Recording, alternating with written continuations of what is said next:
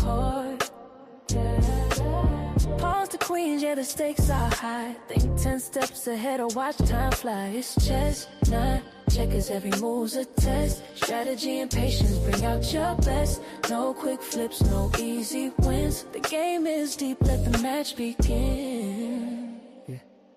Kings and castles, they don't play fair. Nice sleep through problems like they don't care. The bishop cuts sharp through the mess you make.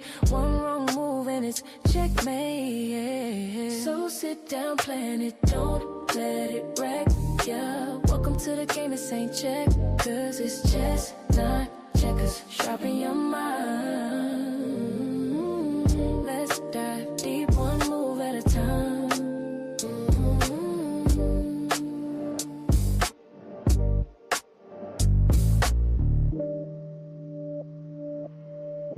Good evening, everybody. Happy Don't ask why the last minute. I'm like, ooh, there's my necklace. Whap! And then the camera came on. I'm like, and I popped myself in the lip. I hope that motherfucker don't Are you turn okay? red. Man, it's always some crap that happens. Ever since I've been medicated, it's been some stuff that I had to remember that I didn't choose to remember before. I blame you. Last season. Anyway, we are Chestnut Checkers. We are here live. Oh no! Fuck no! Wait a minute. No, we're not gonna speed past that. You blame me for wait a minute. I ain't know. I am your co-host, William Alexander. Ooh. I'm just gonna just for the record, y'all. I'm gonna state it on the record. He hasn't known me long enough for the medications that he needs. Let's just talk about it. You know, put me. I told you already. It's been a day. We have lovely Lavania, and we have my partner in crime. Evidently, as we so found out, the universally appreciated and the dare I say, rightfully divided, Kristen Rare-Sense Wilson. Ow. I get we you know, Lovey, you know what? I get the joys. We get the joys of doing this. Like, you ready for this? Bang. Mute. Bang. You know what the beautiful part about this is, Lovey? The beautiful part is that we have the authority and the power to do this. What I mean by rightfully divide, right? Wow. Is that we get to wonderfully experience the best parts uniquely of this lovely lady as she's like completely going off right now. Yeah. So you get to like experience. I don't know what you experience of this beautiful being right here, but I know what I get to experience. And goods, bads, and indifference, it made me a better person. Amen. So that's what I mean by rightfully dividing this human being. She's able to be, even still being Kristen, she's able to be a friend to me, which takes a lot of work. I'm talking about it takes we have the power to take cameras off too. Did you know that?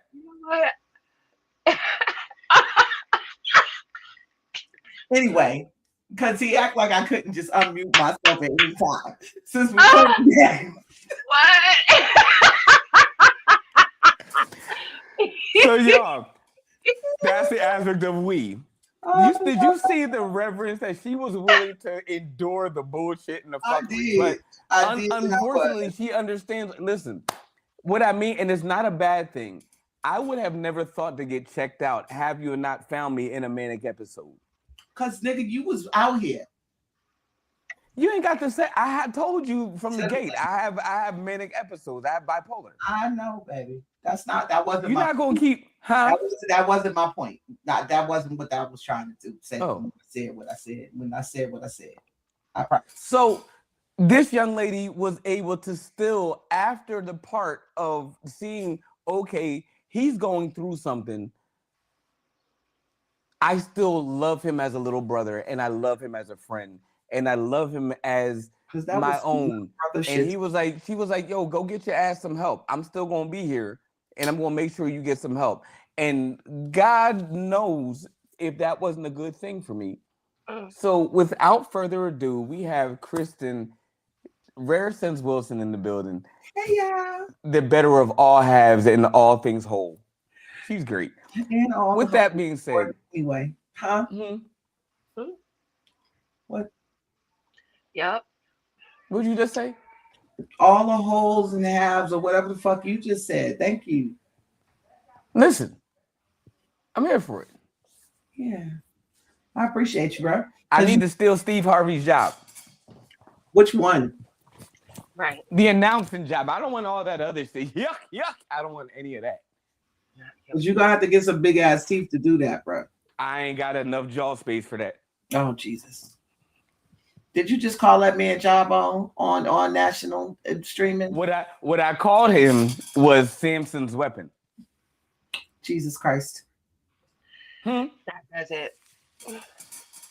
Donkey is what I said. I can't get it out my head, that cheeseburger.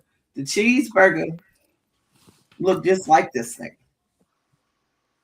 What I know is Steve Harvey better not choke on anything.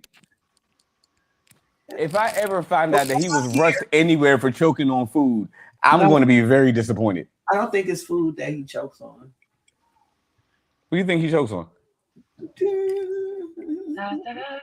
So yeah, it's Chestnut Checkers Wednesdays, and I was late to that party. So grateful. I was late. Damn it. Thank you for tuning in. Thank you for tuning in. Every Wednesday at 7:30. We love to chitter chatter with y'all, chop it up a bit. We got a great topic today, in my opinion. This is close to me because of my own issues with this particular demon. And yes, fall into that off rip. We start now. This particular demon is a problem for me sometimes. But listen, I got my oil and my whiskey. I'm ready. If that wasn't some fucking southern Mississippi, fucking oil. These demons is free. Rufus. Yeah, this is crazy. So yeah, I'm loving everybody's vibe today, y'all. We look real put together. Hey, man. Yeah, it's very nice. Can you imagine yourself? Can I ask a quick question before we get into current events? Mm-hmm. Like, let's say you're in what town are you in, Lovey? Huh? What town are you in? Tulsa town. Atlanta. Okay, I'm in Philly. Can you imagine yourself governing your town? Yes. Yeah. Really? My hair just like this, wrapped in a scarf and everything. Like, yes. What would be the first impactful thing that you would do for your town? Think about it first. You got to think. Put static back. Put the who? Static back on the TV at 1 a.m.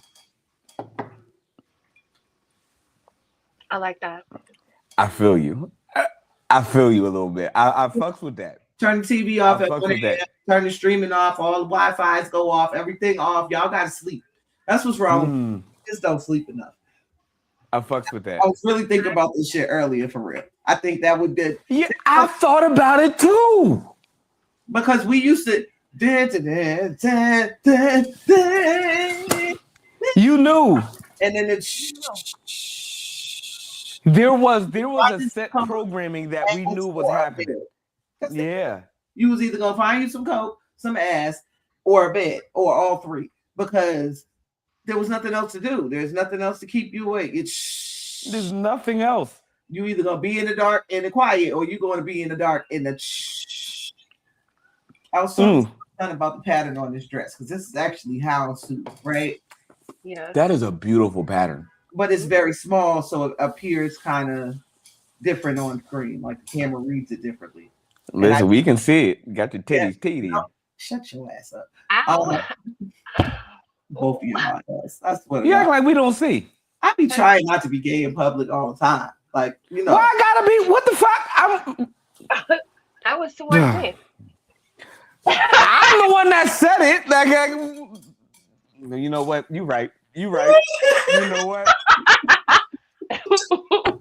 You right.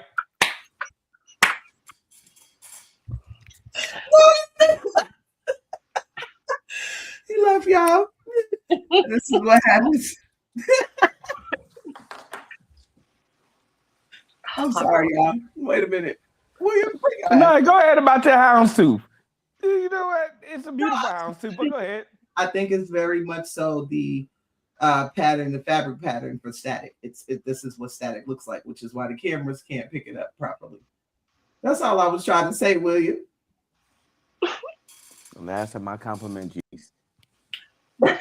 It won't be, first of all. It won't be. Right, it won't be. It won't be. Look, I feel like, you know what? I had a conversation with like some old folk, and you know, controversy to what y'all may think about what men talk about. I had a conversation with an older gentleman. I'm not going to say who he is or what he is and his affiliation to the church. But shit. I had to ask him. I said, hey, and I know him and he's a friend. I've known him for a long time. He's older than me. And I said, hey, when you got older, I've known his behaviors, is what I'm saying. Mm-hmm. We looked after the same thing. We both ran track. He became a pastor. I said, hey, I know that.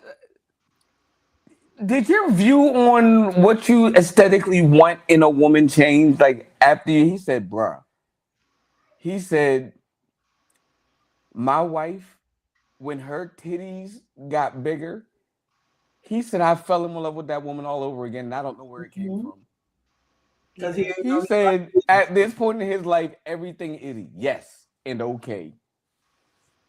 It's out of nowhere, them motherfuckers just like, boom. Saved his life. He said, I stopped fighting with her. I stopped arguing with her. He said, I didn't even know I like titties. Mm-hmm. He said, I love them on her. Well, see, she's like, I need to lose weight. He said, why? It gets weird because the niggas don't even be realizing they out here coveting boy body bitches until the titties swell up a little bit. Listen. I'm just saying. It's bad business. It's bad business. It really is. And I do feel like it comes from. You can't tell me that the most popular bitches in Hollywood got bodies. They might have titties, but not bodies. I'm trying to think of somebody universally that we can all equally say is like. That's not black. It. That's not black, and you can't. Then if we do that, no offense to anybody else, then we got to draw the line here. We got to stop the line. Like, there's very rare. I'm talking about like rare. You don't even know motherfuckers' names. If we said certain names of like what would be aesthetically,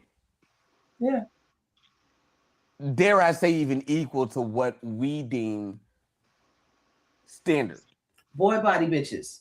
And they made boy body bitch life popular. They made that the beauty standard, which is very weird to me. I don't know how that happened. I do. I see y'all. What do you mean? Fucked up the podcast. They fucked up the game with the podcast. So here we go. Mm-hmm. So I do feel like beauty standards created by men are actually created by the pedophiles of society. Women's beauty standards are based on little fucking girls, boy bodies, hairless pussies, low body count, if not virginity. It's all innocence, quiet, doesn't have an opinion. That's all of the 14-year-old girl. Yep. That's what they've been making us strive to be for history. Facts. Everybody else is being attacked for everything about them, including the girls who like to keep it fit, the muscular, all that. It's always some downplay. Oh, that's not sexy. That's not woman-like. And you know what it is? On the other side of what they feel like is aesthetically pleasing is the fact that it's so easy to attack someone who's got no muscular build, who's not fit. So it's perfectly tailored for exactly what they want. Perfectly tailored. 20 pounds with no muscle whatsoever. You could like almost atrophies. Like correct. Yeah. Blow a bitch over and put her in the trunk. Like it's nothing. I say this all the time, and I feel bad when I hear with other women's stories about how scared they are cross dress for less because this man that they don't know from Jack followed them around for an hour and a half until their husband would show up to meet them there to pick them up because they were scared to go to their own fucking car. You know, I'm gonna keep it a bean with you. Is it more common with women to deal with that? Yes. And I hope that more men will step up and stand in proxy as a good-natured human to protect some of the women that go through what you just described, because I've seen it too many times in my life. I was a little bit older, however, when I experienced the other side. Now, here's where it gets funky. The behavior gets a little different when you're dealing with culture and race. I love my Black woman, and I'm just going to leave it there. I've never experienced with Black women stalkerish behaviors. Now, you mean like watching women get watched type thing, or them being stalkers? Stalkerish behaviors. Okay. So you have what that means is like, okay, you know my schedule, my patterns, my behaviors, my ins, outs, comings, goings, and you authenticate them to insert yourself into those specific guides that allow me to navigate my life appropriately. Those type of women. That's a good, look. That's a good ass woman. I don't know what you're talking. Because here's you the thing. What? You said what? That's a good woman.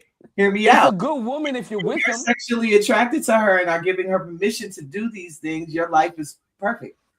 If your life is perfect, if that's the permissive, and if there's consent given. Correct. Yes. If there's no consent, don't meet me at my job. I would love to meet some of these women you've dealt with.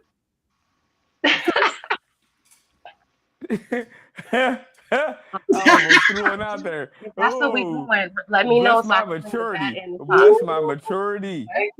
Look, bless my maturity journey at this point because we're doing great. Yo, this is Chestnut Checkers. It is 7:48 Eastern Standard Time. Listen, we're doing great.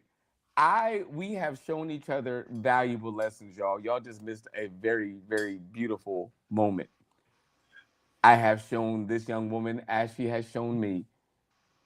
Ashe. Listen, and the ignorance of this young lady and the actual observance of all things knowing, Lovey, thank you for being you. With that said, current events. We're gonna wrap these up in about 10 minutes because listen, it's 2026, and I have considered that 2026. Y'all ain't learned y'all lessons from 2025. I'm journeying to greater. Lovey journeying to greater. Kristen's journeying to greater. We are doing better. But what shittery is happening? Can we start with a personal current event today? I had a tear on my face earlier. I shed a little tear because I'm going through some old stuff, trying to just clear out. It's spring cleaning time, right? Mm-hmm. I came across a mask that was like this big for real. Like it was one of the babies' masks. A who? A mask. Oh, from COVID. Yeah. Oh, you have COVID babies. They were born in 2017, but we still had to mask them up to go to the doctor and things like that. And they literally had these little cloth baby masks. They were literally like the size of my mouth, with two long loops, so it wasn't, you could adjust it for their ears. Yeah. And I cried a little bit, like, oh my God, look at what my baby do. Because I hate them fucking masks. So I could just imagine my baby Cadence, y'all. She don't like, still to this day, don't come towards her face without warning if you don't expect to get punched with those. Listen, backhands.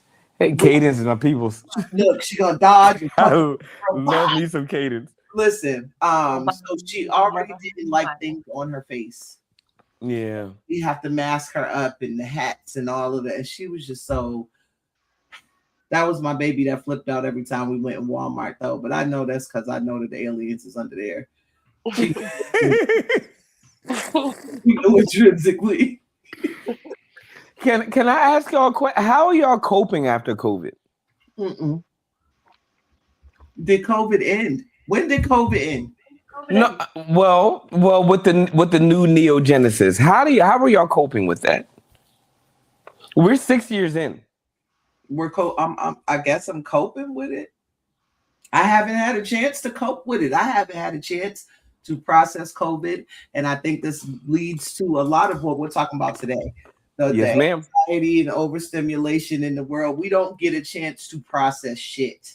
Right. Every single virus y'all coming out with is because some of y'all fuck some of these animals.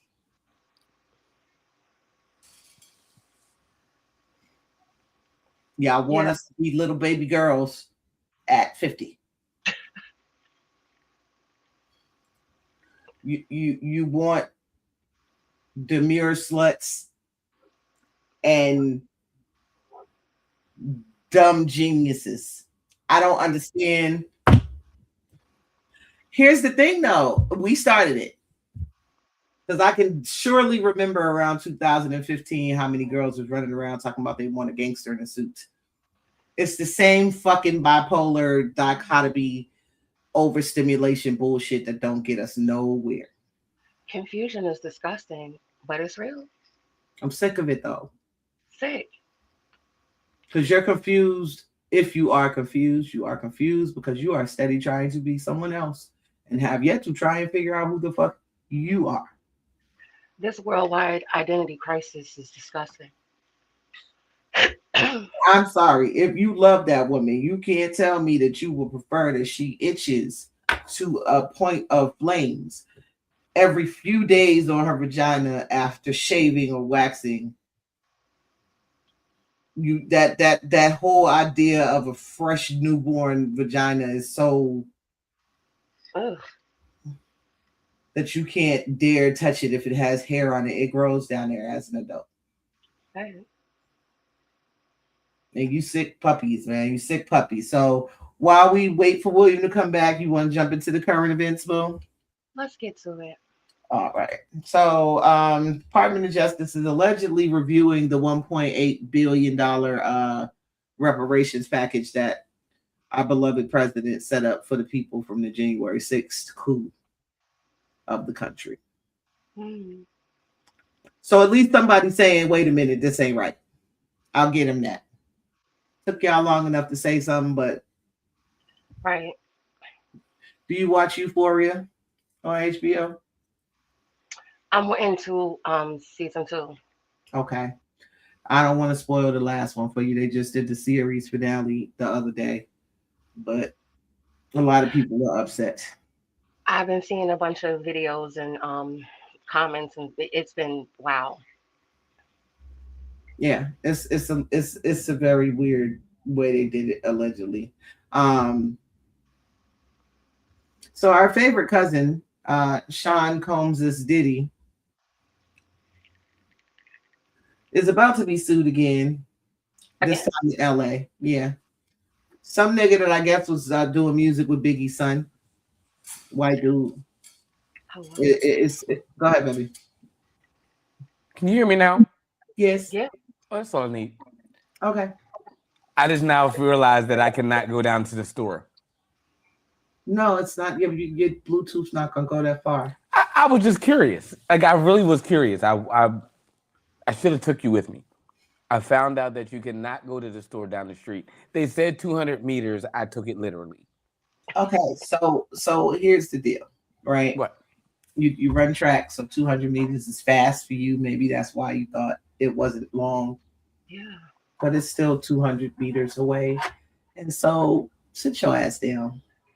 Because it's moments like this, y'all. As much as I love this young man right here, I grew up in a world where I could erase my mistake by shaking the shit out of the toy like this. Just fucked it up. Let me start over. And I grew up into a world where I could no longer shake shit or people. And I'm mad about that. very angry about that at this point in time because I should be allowed to shake the shit out of you when you decide to just traipse your ass off to the store. So here's the thing. I had a feeling you were going there. My friend, he's the drummer of my cover band. He's known me for about 15 years, and he's like, you've been inconsistently the most consistent person I've ever seen in my life. Yep. He's like, I know when you're going to break down, how you're going to break. He was like, if I had the time to help you, I would. But he knows. He's like, don't worry about it. He's going through his moment. Sick of your shit. I fucks with people like that. What, you sick of my shit? Because you just be doing shit, William, and I'm not officially sick of I am the person. No, and you got to consider, right? I'm the person, if you go to like a art museum that they have millions and billions of dollars worth of items, and we're not supposed to be near those items, rest assured, we're going to get close to those items. Oh, yeah, no, I am that friend. I am for the shits. Yeah, kicked out. I am for the shits friends. Now, that comes with cost. I noticed. There's a price for everything. Sometimes I forget that there was a consequence to the last thing I did.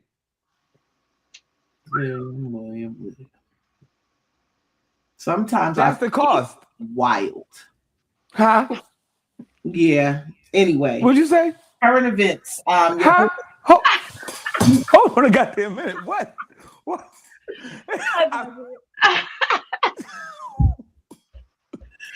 I was serious. What? Whoa. I felt it, but I didn't hear it. Got it. Come on. Come on.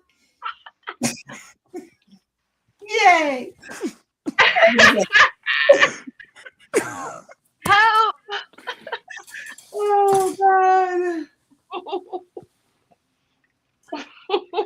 Lovey, welcome to being the middle child. It's okay. Even though you're the baby, you're the middle. He's the baby. It's the voice of reasoning that makes her the elder one. Listen. I get it. I can see. Oh boy is suing Diddy. Who? For some dude. He's a producer. White dude was working with Biggie's son on music over a couple of years. And alleges that Diddy sexually battered him. Oh my God. In 2020 and 2021 in two separate occasions. He said every time he works with this kid, somehow he wind up in the room with Diddy and dicks go flying. And he's not happy about it. So he's suing. Yeah. Are there any allegations of like big dick people? I don't know how to say it. I don't know how to say it.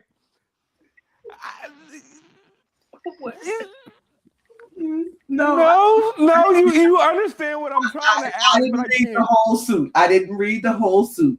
But if you're asking me if there are allegations that are going to sound like a title on Pornhub, I have no clue. Because everything I hear, and you gotta hear me out. Everything I hear, you're right. And this is consistent. Like my brain may not remember all the details, but they remember most of the facts. People would like. This is from the beginning of time. We talking about Catholicism, Rome.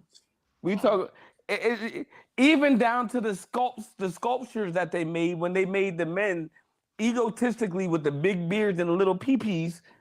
They be the ones that be raping and molesting the people. Yeah, the little pee-pee ones. Yeah, Herod. Mm-hmm. Anyway, y'all gonna miss that one. Not y'all, but the people. Mm-hmm. They got it too. They know what's up. And I heard that Diddy is part of that same clan. He's not from the 13 tribes when it comes to that. I don't know how to say it. He's the Negro Napoleon. Mm-hmm. Why is that a thing? Like, is that a thing where it's like I mean, I don't deal with dicks. I have my own. But what I do know is that y'all have dealt with dicks. You gotta help me with this. Because when I hear some of y'all's conversations about certain men, and then I'm like, oh, I happen to know this person, and from this person that I knew that knows them, they said that they were really, you know what I mean? Oh my God, Becky. No, fuck that. Fuck that. We getting into it.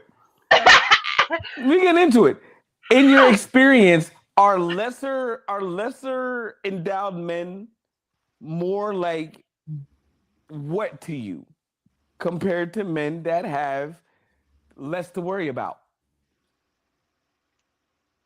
They're more eaters, but everything else is comparable.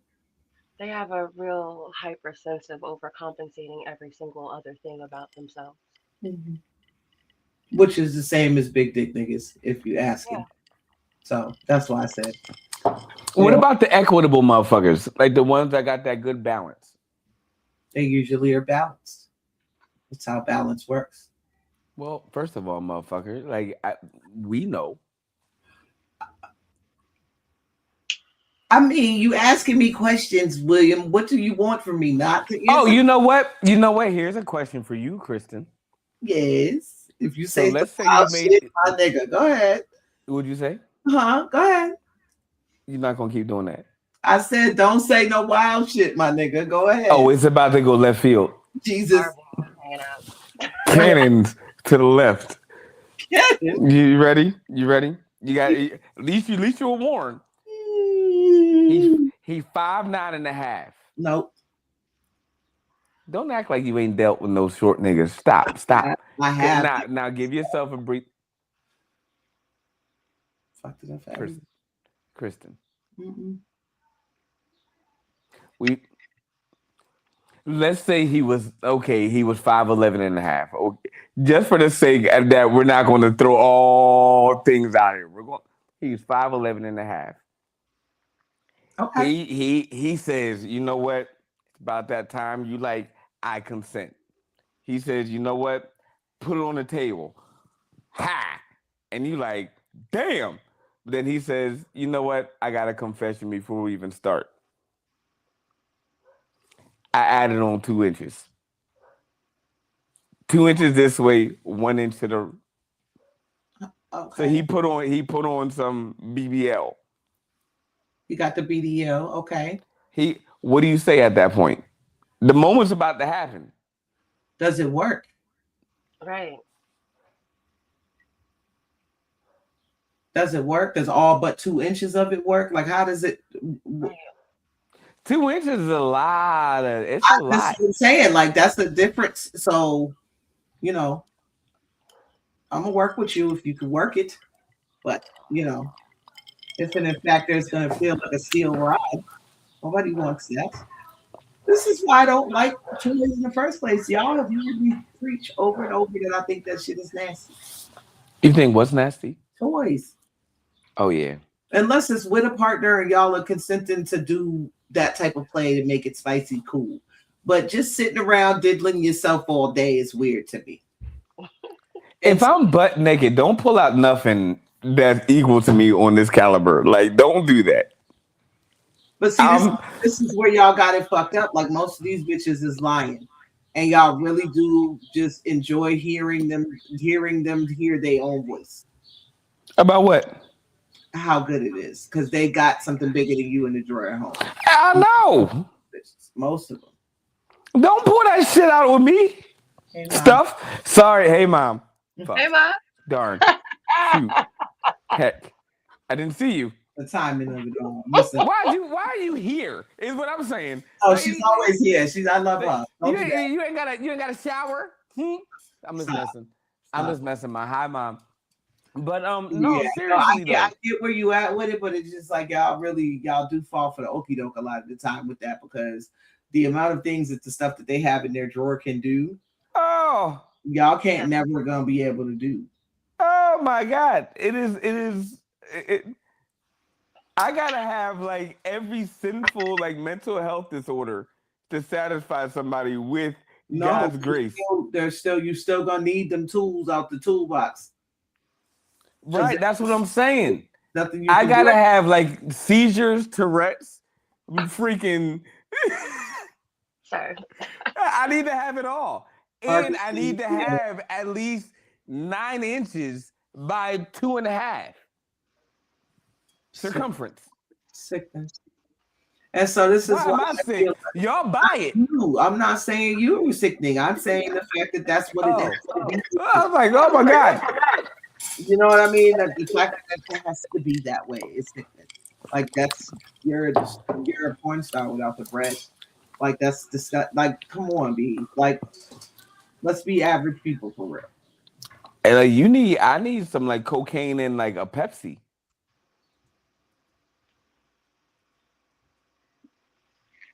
And now William has his needs met.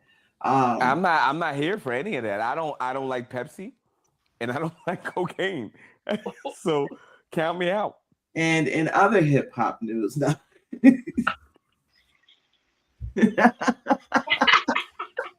Help. Jay-Z was on the Roots picnic concert. Canceled everybody. What y'all thoughts? What y'all think? What y'all did?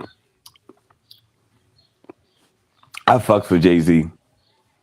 His enigmatic behavior, I love it. I love that he keeps people guessing about what's going to be next. And I love how he keeps people guessing about, oh, you thought I didn't hear you? Yeah. I love how he keeps people guessing that like a couple of days later, they're like, oh, he was talking about him. I love it. I'm here for it. I love the fact that dude, he put a whole montage together to it was a mental health thing. He promoted Black women, he promoted Black men, families. I loved every part of it. Yeah. I love the collaboration he did with Dave Chappelle. That was crazy. Yeah, definitely. It was. Yeah. Low key mad, and y'all know if anybody knows me, they know in my mind. I feel like I'm Jay-Z little sister. Hey twin. Hey twin. Like I've had people call me that. Like right. Allegedly, I look like him. Hey, you know, I'd rather look like a billionaire than the way some of these bitches be looking. So no. What? Damn it! I did it again. Okay, so what bothers me about thing is once again he's giving y'all mad jewels, like mad knowledge all at one time. Mm-hmm. And the main thing y'all are concerned about is whether that was a wig. If crazy work. Try to understand your own hair a little bit. Crazy work. You can definitely comb out dreads. Crazy work. And the wild part is people see me combing out my sons. Mm-hmm. Wild part is that people have seen me comb out mine. Mm-hmm. But the most y'all could take from anything that he said was he got on a wig. So wild work. Hip hop is dead. The resolve. I'm over it at this point. Like anybody who's lyrical, anybody who has anything real to say, anybody who really does battle rap, and it's not just I got 12 shots, like my camera was full in 1982, and your mama was on the couch singing hallelujah. Like they so stupid now. Like the shit is just Kodaks, AK, 32 shots, back. See, we taking film. Black and whites. Bars. So at this point, what in the haiku? Dictionary. Thesaurus. Yo, missed it. You're gonna go back and rewind it, and you're gonna. After hip hop news, I guess Lotto about to fuck Cardi B up. Uh-oh. Did you see that? So allegedly, Cardi B was running her mouth, and The person she was running her mouth to was old girl's manager, Ronald McDonald. What's her name? What's her name, boo? Ronald McDonald. The curly Ronald McDonald? What the hell? You better not get that name right. No, that's what she looked like. Oh my God. Ice Spice. Cardi B was arguing with Ice Spice manager. Boy, you're not gonna do that. And allegedly there was a recording of Cardi B saying something to the effect of, "Bitch, I will fuck you up. What I look like, some pussy ass Lotto."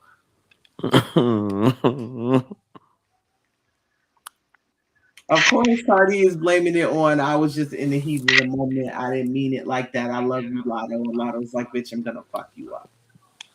Some people you can't play with like that, man. Watch your mouth. Watch your mouth. And like some people have a recipe, they need the common denominator of get right in order to resolve themselves. Just because you found the resolution doesn't mean that the other person did. Choose your battles wisely, y'all. As we speak, I've been monkey punched, kicked, and thrown across several occasions. Pick and choose your battles carefully. Facts. Lil Wayne's not doing so. He just got engaged to a 20-year-old random white-looking stripper from Indiana. Because that makes sense. Jesus Christ. Chris Brown has been given an honorable doctorate somewhere. Yeah, I saw that. He's honorable. We got it. Okay. Which one of y'all gonna try the new government experiment drink on the market? What experimental drink? I missed so much shit. I've been testing for work. What the hell has been happening? The Hennessy drinks. The that shit. Oh my God. Because you can't tell me that's not a government fucking plot. Every time I see shit like this, it's giving shit that it gives a lot of like Who Cloned Tyrone vibes. Mm-hmm. Very much like, so. It's giving they clone Tyrone. Like I don't even fuck with chicken like that no more. Like, my Lord, don't you ever? I don't. I didn't really fuck with chicken. If you think I'm joking, I think with enough negotiation, I can bring one of my children's mothers on here. No. And she will tell you, no. She wouldn't bring up our personal shit. It's not that. It's the growth. Oh shit, I'm cracking up. Shut up. Okay. But what I will say is that she will say, like, no, he's been like real funky about chicken for a long time, at least since my oldest son. Happy birthday, William. 13, teenager. I've been he's known me to be really skeptical about chicken for a long time. I don't bang with it. Like, I'm like, how come I've never seen a chicken this strong before? Like, I can look at a chicken with feathers. Huh? Strong, like muscular, like what do you? No. So hear me out. Ready? I've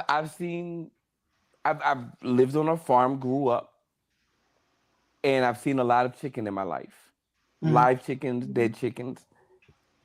The chicken that I'm eating, the breast of that chicken, I just am curious. Regardless, I'm still going to eat the breast. Whose breast is it? What you mean? The chicken's breast. It's not a chicken's breast. I'm sorry. In a chicken. I apologize that you feel that way, but the even down to like the basic Purdue, I've seen chickens. I've seen roosters. A breast of a chicken is not big. It's not that big. Chicken breast been big my whole life. They used to get them with the bones in them. Shits would be huge back in the day. I understand that. No. They were hella meaty back then, and dare I say, really gamey. They taste like.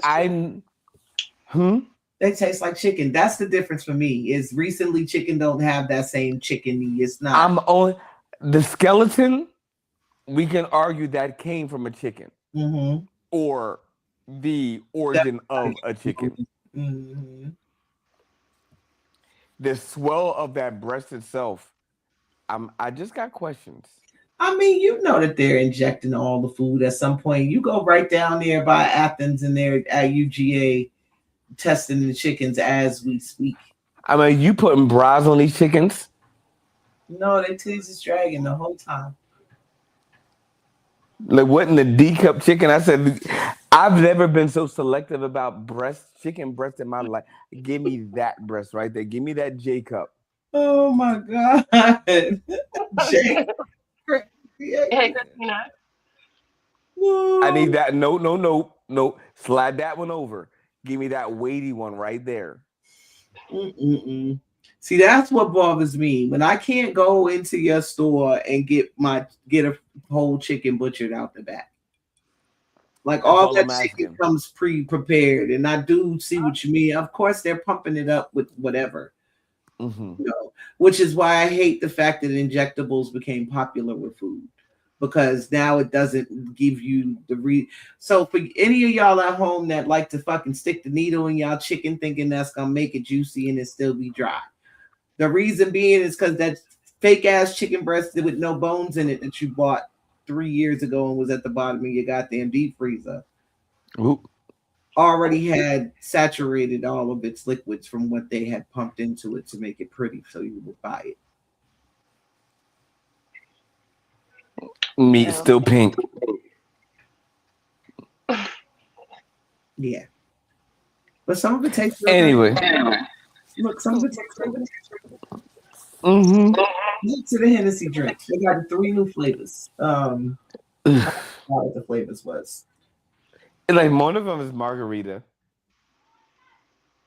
Berry margarita. What was the other one? So the berry tastes like tussin. I bet. The margarita one, I wouldn't recommend to anybody period. And then they got an iced tea one. Iced tea one, yeah. The iced tea one might be okay. And Henny iced tea one is interesting. Yeah, because it might be okay. Long Island iced teas have a real. I've only been by myself having it, but it's interesting. It do, Christina. It really do. Yeah, I do. And that's them videos where people be like, oh, they bleached the meat. That's why it's all stringy. No, that shit sat in your freezer for years, bitch. Yeah. And right. They cut out and act like it wasn't from 3 years ago. Half meat, half shit you tie your shoelaces with. Half meat, half unamazing. I'm crazy. You're bugging. That's crazy. Half unamazing meat, is wild word. Half meat, half desperation. Half meat, half no. Half atrophy. Half meat, half Jesus. Half meat, half mystery. Listen. That mystery may be something else, and this mystery Hennessy has me on shook to even go outside at this point. Don't. Listen. I feel like it's not a thing you can get at the club, and if it is that the club, you at the wrong club. I felt like when I drank it, edges grew. Oh, Jesus. That's exactly the opposite of what's gonna happen. People are gonna be getting their wigs pulled off because this fucking concoction. Hey, so tell me this, because I was like yesterday years old. I can't say today. This was like yesterday, 2 days ago years old. When I found out that the original Four Loko was killing people because it was originally meant to be split between 4 people. Yes. No, I didn't know that. Yes, and y'all was bottoms up, bitch. No, y'all, I never touched the Four Loko. Them. That's about. They. Yes. Them. Yes. And we call them now?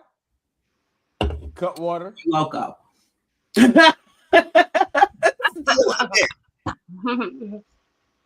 We just call them cut waters now. I still have to try cut water either. It's something about cut water. Because you learned your lesson from fucking Four Locos. Jesus in my spirit says, don't be a guinea pig. Something about don't. Let me help you. It's not worth it. Together, this doesn't go together right. It doesn't make any sense. I'll be the sacrificial lamb. It's not worth it. I'm cool. And a couple of times where I have gone into the store and been like, yeah, let me see if I can find. Nope. If you have a digestive behavior of like drinks to be drunk ratio, don't fuck with Cutwaters. Cutwaters is any resolve is a ratio and a half is what people be telling me. You only a couple of them and you zooted. That sounds. You need about 1 or 2. Yeah, that's what I've been told, which means there's cocaine in there. Because what are we doing in a can? Exactly. I'm good. Exactly. I'm like, I don't like the way this feels. That's why people like buzz balls are still a thing. That was something I thought was going to go away after COVID. Absolutely not. Nope. Still going strong. I would never drink that battery acid out of that little. Absolutely not.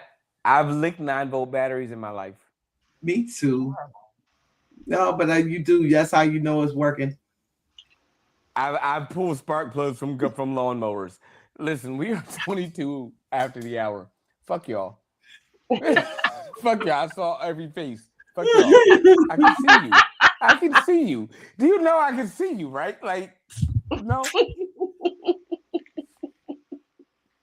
That is not going to be consensual. Like, both of y'all are not going to agree that, like, oh, this motherfucker.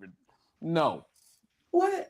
We are 22 after the hour, ladies and gentlemen. We're going to get right into it. We are just not checkers. And we're going to talk about some deep and great things. We're going to get right into it. No, we understand. Wait a couple of minutes. Can we wait? To what? Till we talk about it. What's it? The topic. Yeah, I want to wait until we talk about the topic. Do we have any current events? Oh, yeah. I was like, it's running out of time. I mean, other than Trump acting a fool and building a UFC prison. A UFC prison? Wait, what?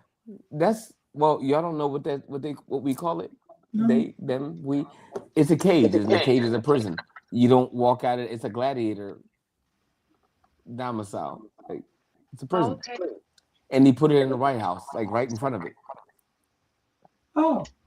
And spent upwards of like $5 million for it. Because we don't have much more pressing issues. So wait, what is it for exactly? Like, because they running up in the White House shooting now, you got a cage just to put them in while like what? No, so Donald Trump decided to say, hey, let's promote the largest UFC event. There it is. Mm-hmm. Globally. So they said, what better place to put it? So they put it on the White House lawn. Fun. Yeah, so if anybody who's from like obviously a cage match on the J Street. Crazy. What does America come to? Right, from J Street to like 92nd. That's why y'all stuck in traffic, because Mr. Trump decided to build a UFC prison right on. Listen, very ghetto, Christina. 10 out of 10 do not recommend this president for anybody. We are legitimately, I mean, whether you're a Democrat or Republican, we're in an age where we just have to acknowledge that we as a nation, not us, but we as a nation are trailer park trash. Us too. Damn it. This is an example of why I say what we say. What I said. We are trailer park trash. Not us, but we as a nation.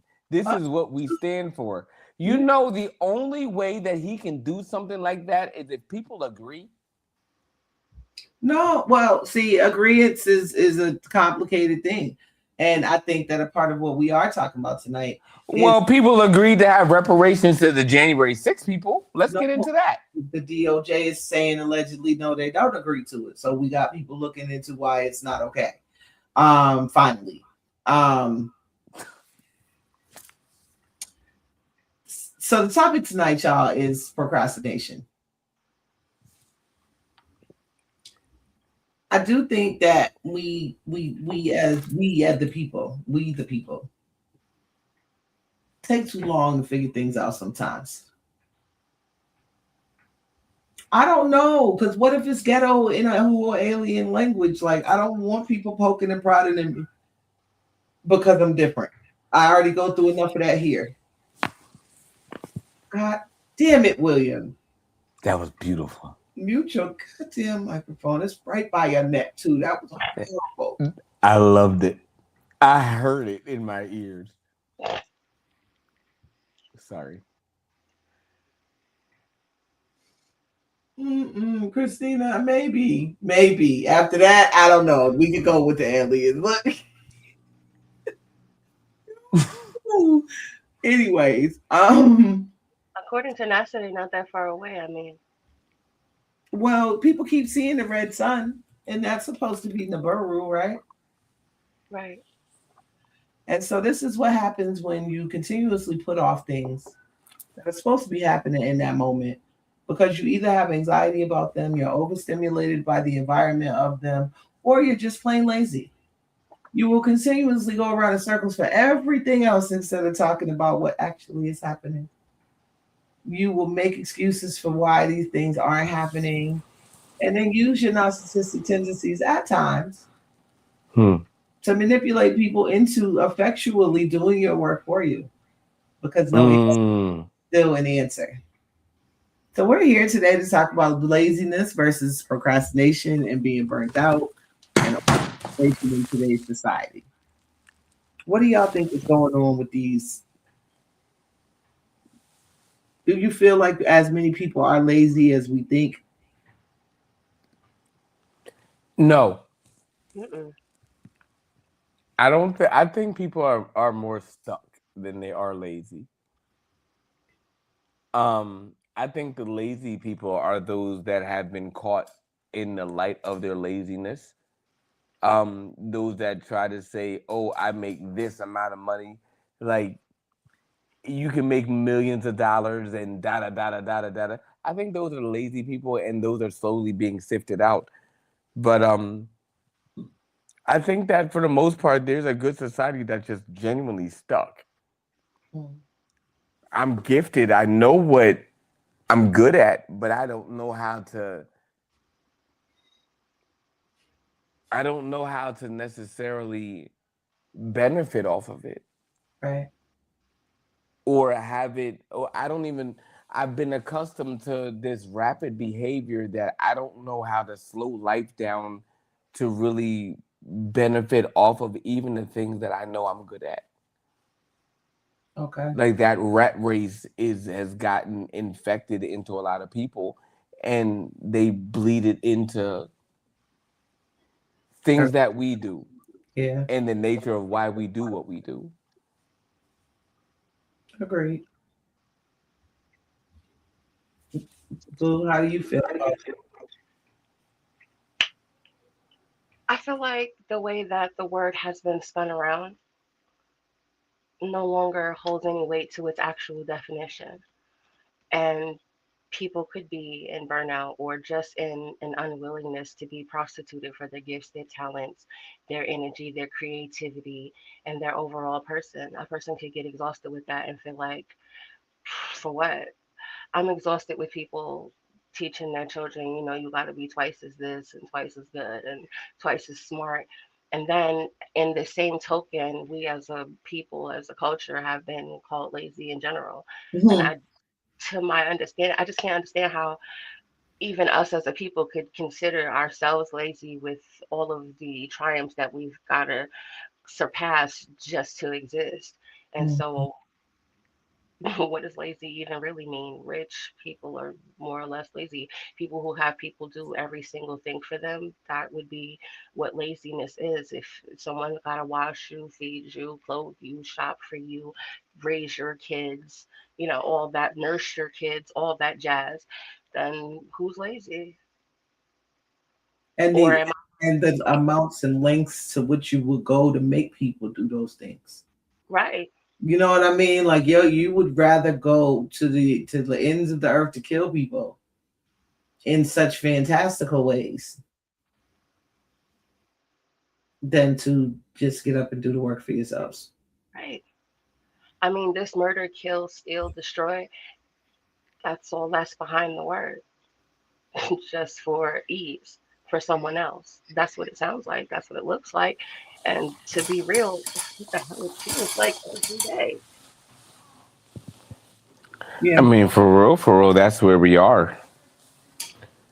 I mean, and we don't necessarily consider the fact that the things that we do and the things that we're gifted at, there are people that really covet our basic nature, Mm-hmm. and not really considering that the very thing that we do on a daily basis, yes, you can do it too, but it takes work.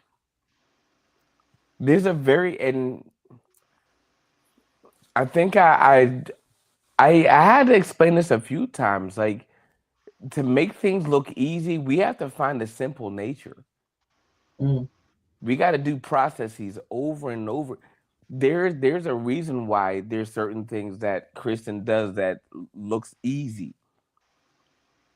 but it's not easy if you ask her, because she has a probably a decade worth of a story about how many times you got it wrong.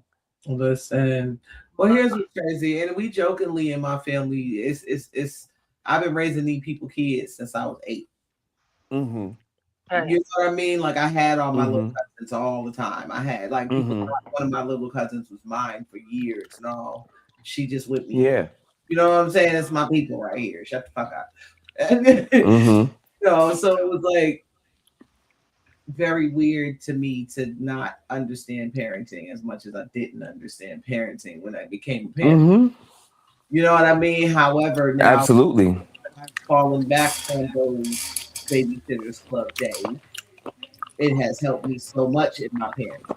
You know what I mean? Because it did teach me so much about being a fun mom and being the one who understands what the kids are going through and being their vacation, so to speak. You know what I mean? Because a lot of times we just get so caught up in whooping ass and taking names that we forget that these kids need somebody to kind of laugh with them and understand. Right.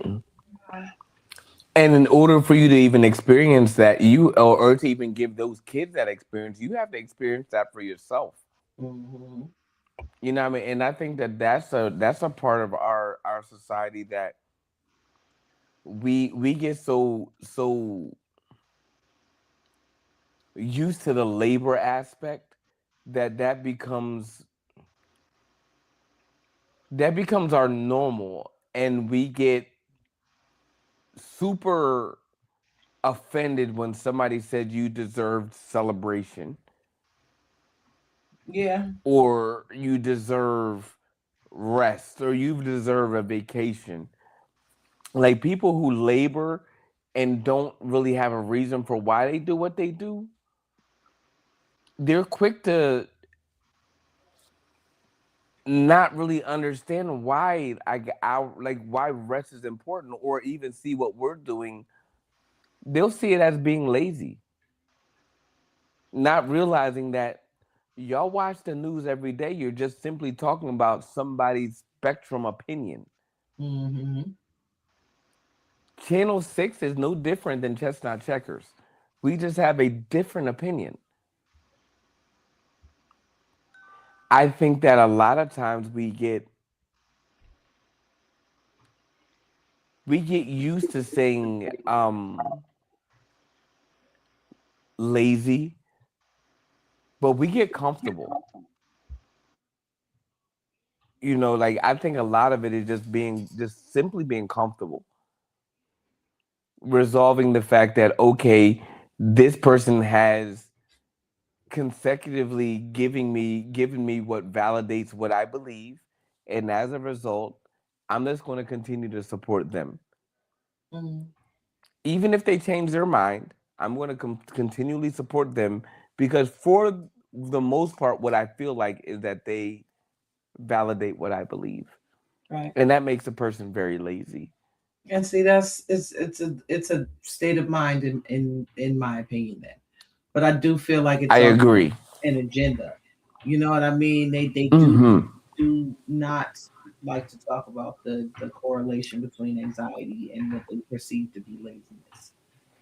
They don't like to talk about the autism and its effect, and it's like laziness is the symptom, and they never want to talk about what's causing it for it. What you pass down as a result. Mm-hmm. Yeah, I'm here for it. You know, so I do have a video for us here today. Hopefully everything at Lovey's is all right. I know she has been experiencing some storms up there. Prayers and shouts. Here, absolutely.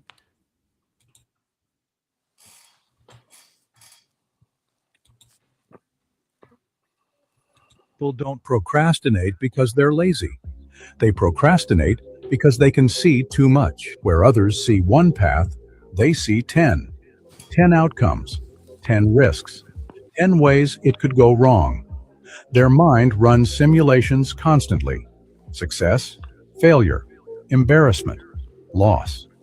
They calculate consequences before taking a single step.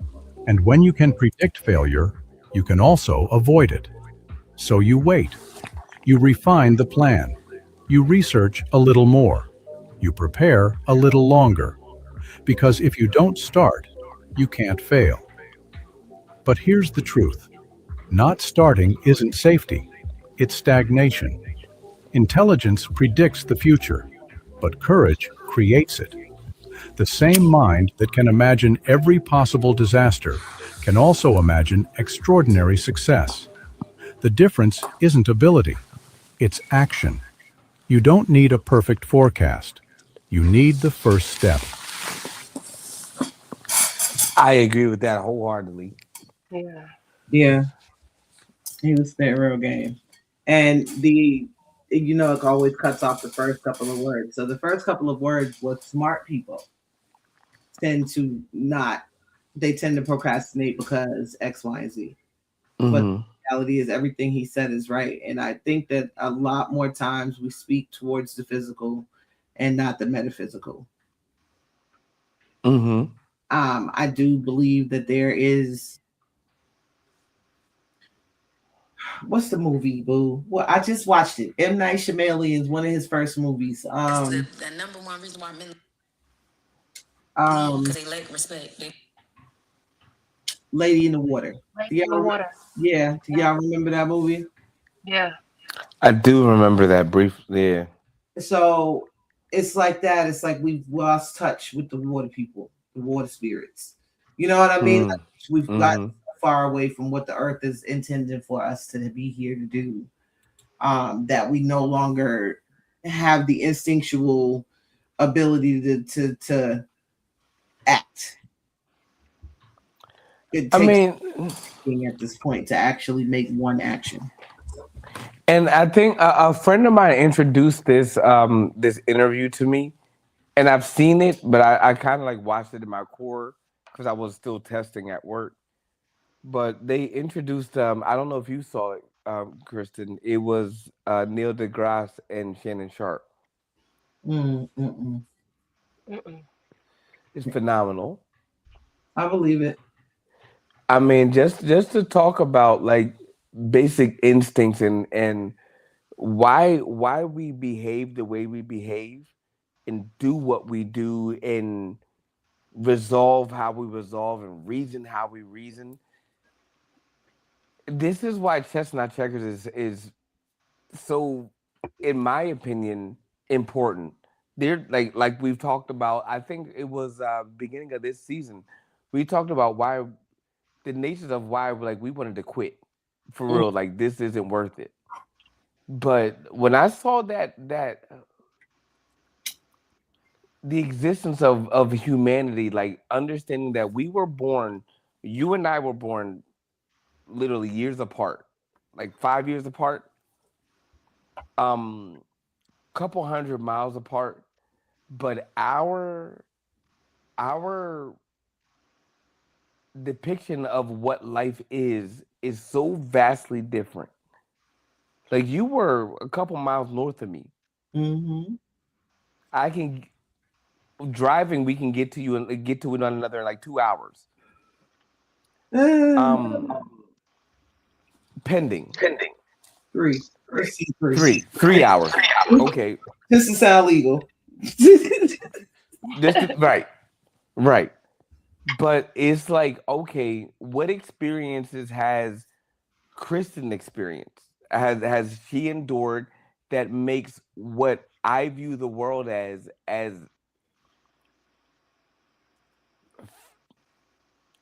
maybe true or even fuel for motivation to become greater? Yeah. You know what I mean? And I think that we've lost that aspect. Like I talked to a friend of mine and I was like, hear me out.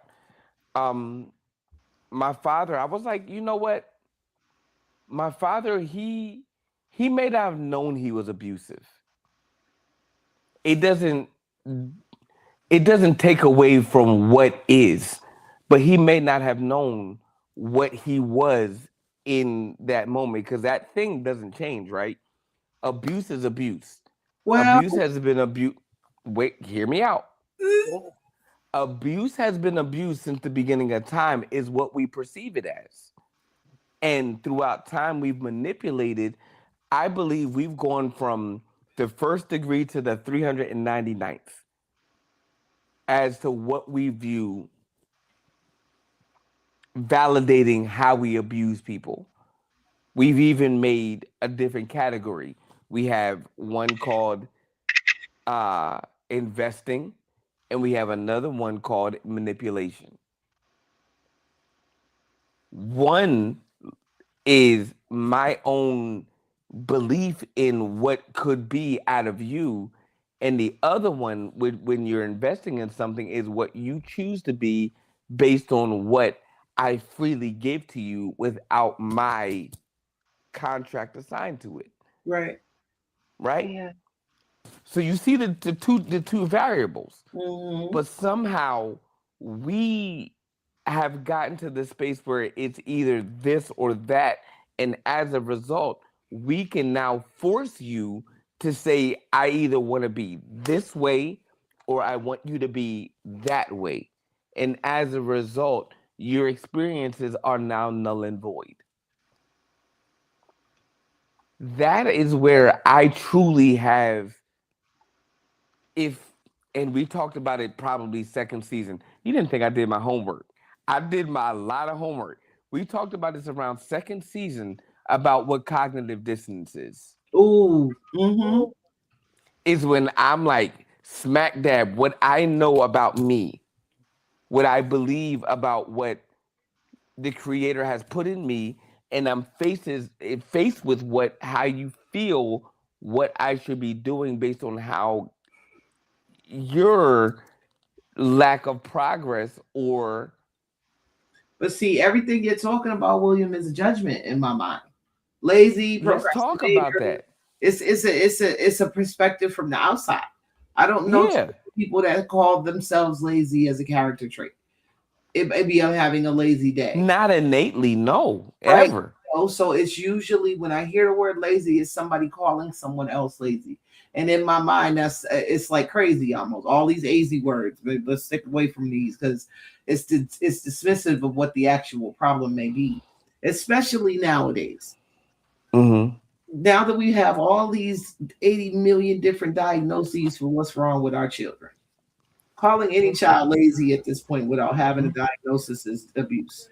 And that's why I said it's kind of different when you talk about what abuse is and what it looks like. I agree. Wholeheartedly, I agree. Overstimulation in a world where everything is forcing you to have cognitive dissonance. Because if I walked around thinking about what Trump is doing, I would be a mess. You know, I've never been confronted with a Karen. Thank you, Jesus. And I hope to never be confronted with one, because I don't know that that's going to be okay afterwards. I pray that my growth would put me in a space to where I'm okay. I believe in you. Let me put the definition and why cognitive dissonance happens. We want consistency. This is why they tell people about kids. They need structure. They need discipline, because our brain forms its bonds to itself through the routines that you show kids every day. And we live in a world where everything's a distraction. Everything is 3 seconds. You have no attention span, which means you have no patience, which means any sort of real conversations like what we have here, nobody's watching this for real. You know what I mean? And I hate to say it like that, but the reason why is because we're in a niche at this point. Because anybody talking about anything real becomes we basically low key hoteps. Exactly. And that's the part that's scary. You know what I mean? Like we have we still have such a mass population that is looking to be validated that, you know, there's an always and a never that exists out here. And we've been proven. Pew, pew, pew, pew, pew, pew, pew, pew. Say it twice. Say it again, please. Oh, we still we still live in a society where, like, again, there's not as many absolutes out here as we think. Let me go ahead and paraphrase it. Like I'm 42. If I were 13 and saw so many of the 42-year-olds in my generation coming up, I would have assumed that I would have had a head of gray hair. Kristen, you would have assumed that you would have had super saggy titties and a droopy ass face. Lovey, God knows how you feel about your butt. But imagine the girdle 3 times over. That's how the 80s saw. I drooled a little bit. I'm guilty.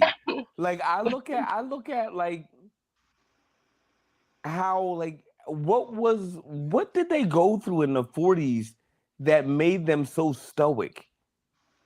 Abuse. Well, not regular in the 40s. Not in the 40s, but in their 40s. I'm talking about the generation before me. Abuse. And dare I say, the one above us. Abuse. Psychological conditioning. Abuse. And what? So I hear both of you.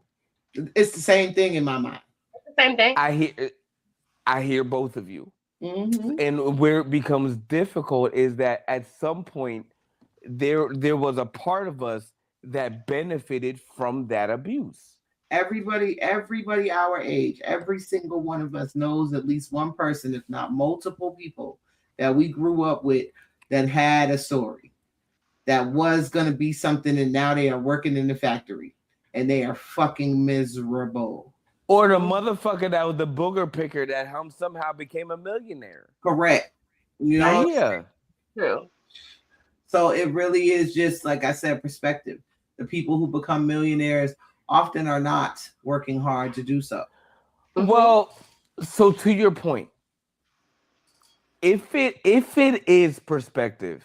Well, no, yeah, because let me run that back. The people who are becoming millionaires are not working hard in the same areas that society tells us we're supposed to work hard. And also, that's necessary to be great by working that hard. Agreed. Okay, give me a minute. They would be considered lazy. The tech kids back in when the Valley got big. You know what I'm saying? Agreed. Lazy bum kids. Nobody knew what they was doing. The holes in their fucking okay. But they was lazy to the people who was looking at them, not understanding that they was going outside of society to make a world change. And so lazy is a perspective. Okay. You know what I mean? And then I agree. And so again, I'm not disagreeing with you here because I agree with what you're saying. So there is a perspective. So when you're talking about laziness, Lovey, can we put this back up about cognitive dissonance? Mm-hmm. Okay. This was rather interesting to me because my father saw me as an engineer. Mm-hmm. Most people who quantify my brain will be like, what you go to school for? And they deduce that, this nigga was an engineer. Duh. I'm not like an engineer of the technicalities. I'm a biological engineer. I understand how this correlates to this and this correlates to that. And all three of them align reason very well. But when you have 2/3, you at least have a humanity to you. I'm sorry. One portion, we got to talk about, we got to discover some shit. You might need some support. William, you might need a crutch. Wait, just hear me out. William, you said, I was a little kid one day and I had heard this song and it went like this. The hip bones connected to the thigh bones. I swear to God. And I'm running with that. And my father, my dad, he happened to see that I was able to connect stupid shit, right? I'm dead serious. I was able to connect stupid shit. So he would teach, he would show my brother and sister how to do things. I had to reconcile with him, and he had to finally admit. He was like, I didn't teach you much of shit, did I? I said, no, Dad, you didn't. He was like, well, how'd you learn that? I said, secondhand nature. I had to learn what you taught them and then keep trying and trying again because I didn't get any observance. Mm-hmm. You know, I didn't get the factual data. But children were a monolith back then, which changes the idea of Right. So that's what we preclude, and a lot of times we're met with a part of disappointment from the generation ahead of us, right? Mm-hmm. We're set to say, okay, you weren't like how I thought you were going to be. Whereas you're like, well, I'm not. I never wanted to be, first of all, and second thing is like, okay, I did learn from what you taught me, though. I gathered all your data, but I still had my own life that I had to fuse all of that shit together with. Crazy. And I had to reconcile that shit. Wow, work. And then on top of that, I had to still have a feeling in my time off, because this is all laborious nature. While I'm sitting here chilling, I now have to confront the very person that showed me that this was the way to go, but the wrong way to take it. See, the problem in that, and it's crazy because on my wall to this day, from like when they was in the first grade, I have this certificate saying that parents are teachers too. And we appreciate, appreciation from school. And I've always looked at it like that, like parents are the teachers, regardless of whatever. The problem with that is that not all parents are teachers. The same way you're not an engineer. To this day, when I look at William, y'all, he's never heard this before now. I'm scared. The way my back starts sweating is crazy. Listen, don't sweat. Fuck. I'm Khadijah. She's Regine. You're what's his name? Kyle Barker. Fuck. I'll take it. Kyle was unforgettable. Listen, and was singing all everywhere. Listen, to this day. It ain't nothing wrong with it. Go ahead. I'm sorry. I'm saying we just don't have the rest of the crew yet, but it's kind of the symmetry that I see, and it's just me knowing you now. I don't know if I had known you as a child, I would feel that same vibe from you. And not every parent is a teacher, so not every parent knows how to teach every child. Sure. Me being an only child, I deal with my own accountability in my parenting. How's the ever? People with multiple children like that, how I have now, if they don't recognize it, if children are a monolith and they don't have to take the time to get to know each and every single child. I just had a very, very emotional conversation earlier today with my oldest child, who will be 24 in a month. And it's like, I need to get to know you now. We don't talk anymore. We don't. The few moments, because we're both exhausted as women in the world, that we can spend together, we're just leaning on each other because we're just that exhausted. You know what I mean? Man, yeah. I want to be, bring me in, put me in the bubble. You know what I'm saying? Put me in, coach, because I'm right here for it. And we just got to break through whatever this barrier. Yeah. I think that, go ahead. The procrastination idea when it comes to parenting. If you're a person who suffers through overstimulation, or ADHD or bipolar, or there are times when we can't, as human beings, we just don't have the bandwidth. Yeah. I have a doom pile in my corner to this day. I'll be honest with y'all. There's a pile of boxes in the corner of my room that will clear up so much space if I just organized it and put it in a closet. And I think that's we're not. I hate to use this man as such an example because he deserves, because he's still on this earth, he deserves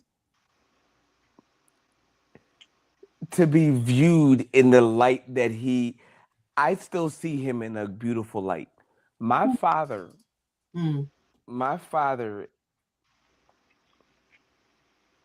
I had to really take a moment and discover what he didn't know, that he was abusive. Right. Yeah. He had no idea. Too many parents. To this day, I don't think he still knows that he was abusive. Much like your mother, much like maybe your parents. Love you. I don't know much of your story, but I've heard a lot about, me and Kristen, and we share a lot of the same parallels, her being even older than I. But our parents didn't understand that what they did, although they meant well. And that's where it all falls down. Right there. You still, right, stop. You meant well, but can I definitively say, based on what I've experienced at your age, when I felt what I felt, when I could have displayed that on my children? I got 4, right? Yeah. I could have said you were a shitty parent. I could have said you were a failed parent. I have to reconcile, because grace and compassion is a thing, that they gave their best effort. Yeah. And with giving your best effort, there's EFF. And if you just say EFF, what does that mean? You stubbed your toe. Or let's say it for what it is. Yeah. If you were to be in the grade and you got EFF on your report card, what did that mean? You failed. You failed. You failed. My father gave his best effort. Right, but see, here's the thing: saying they failed. But what? Or do you want to try a different word? But no. What? But saying that they failed means that you are, in fact, a failure of a human being, and that is incorrect. I'm a byproduct of failure. No, that's incorrect. No, it is. It is very valid. I succeeded based on, okay, we have an estimation of what they saw me as. So based on his effort, I was a failure. I was an abomination, but I became something far greater because I wasn't lazy. I tried my best, and my best was more than enough in a lot of different areas where his best effort was not.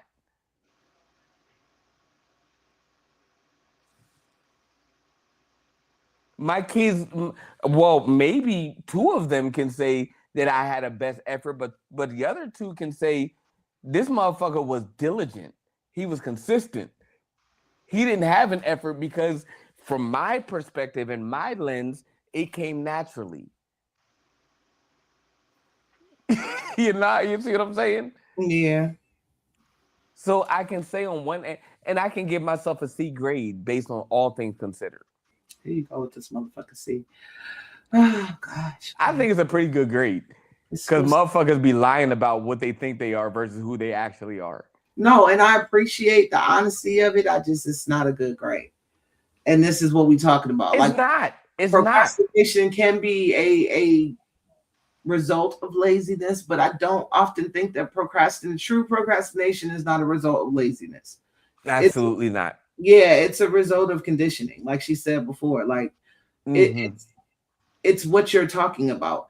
We know we can be good at these things, so we don't have to try as hard to do it. We can get it done at the last minute, it'll be done.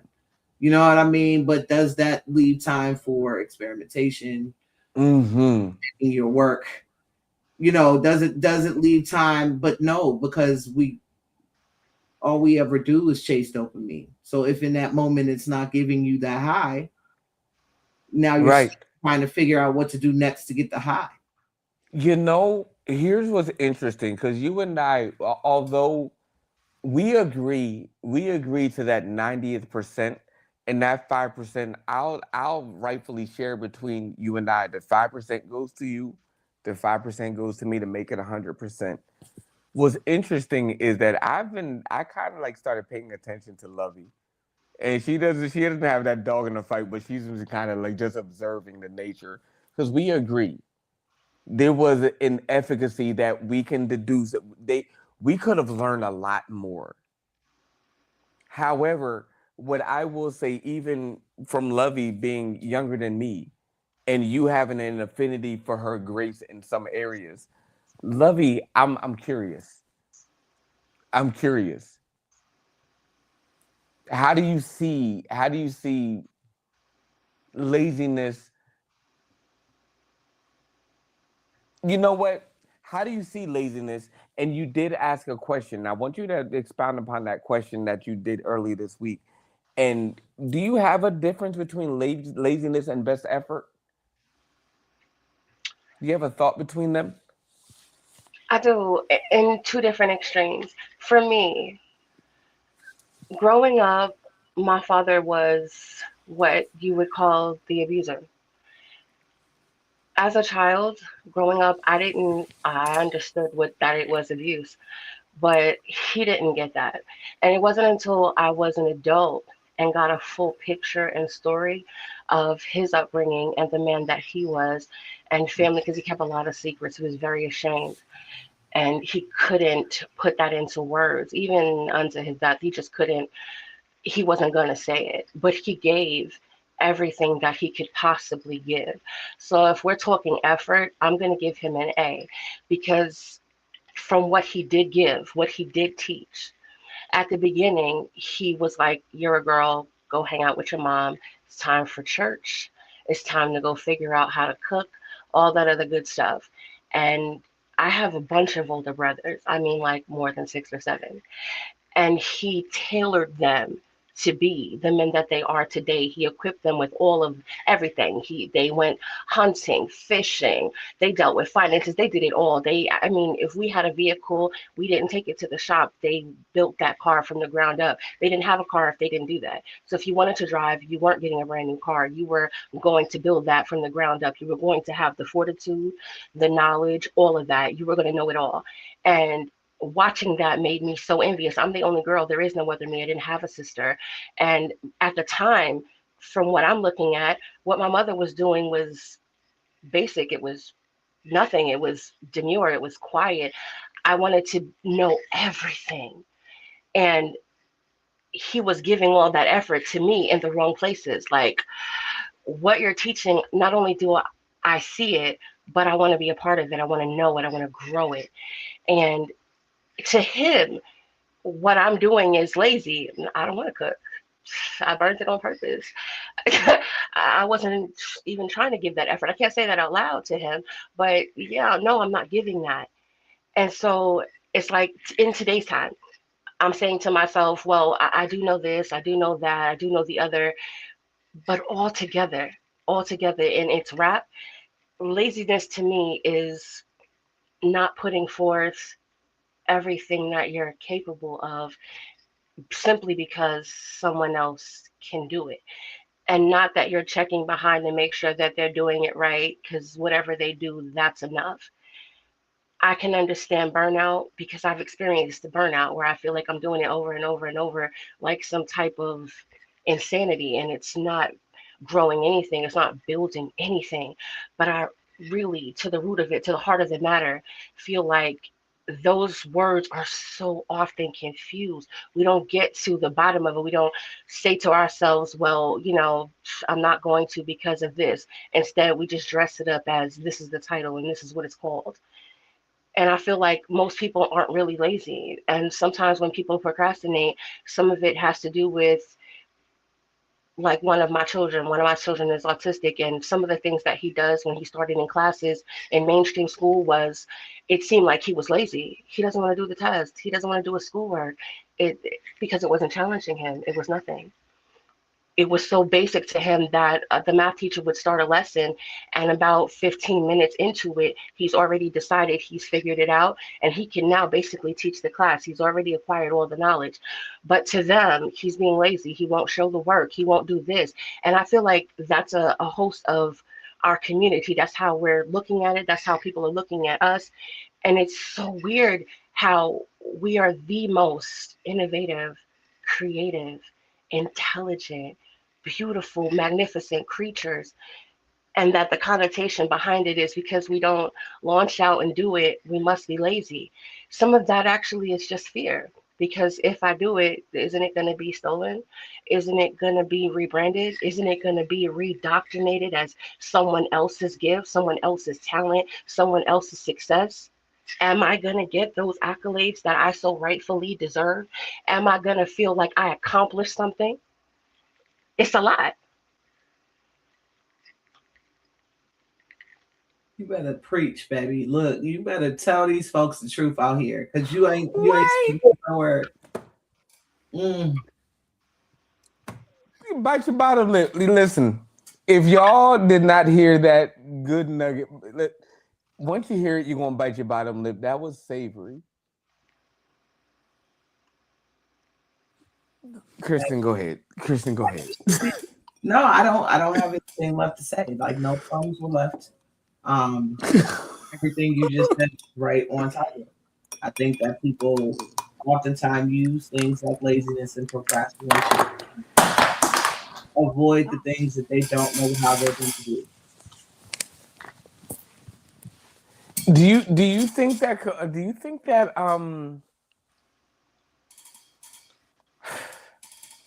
Breathe.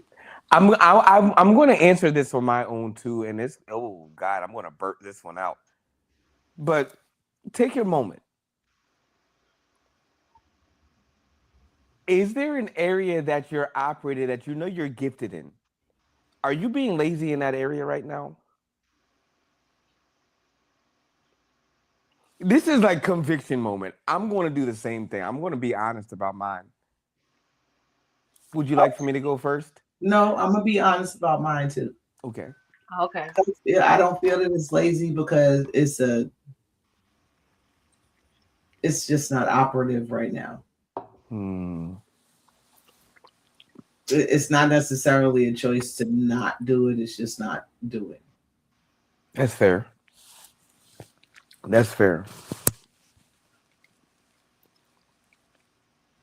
Lovey? There are some things that I don't think I would call it lazy. It's just my unwillingness to give freely. I feel like, on a biblical sense, a social sense, a moral sense, a workman is worthy of his hire, which means you should pay me for my gift and my talent. And if and in fact you're not willing to do that, then you don't actually deserve it. Now, can I assign lazy to you wanted this and that and the other? And I was like, I'm good. And you were like, well, I know you can do it because you're so good at it. I'm good at 1,000 things. I don't even want to call me a jack of all trades. I'm an ace at a bunch of them. I have all the talent that my father thought my mother should have given me, all the talent that he laid into it after he realized I'm not going, I'm taking all of it. I want what you're giving them boys.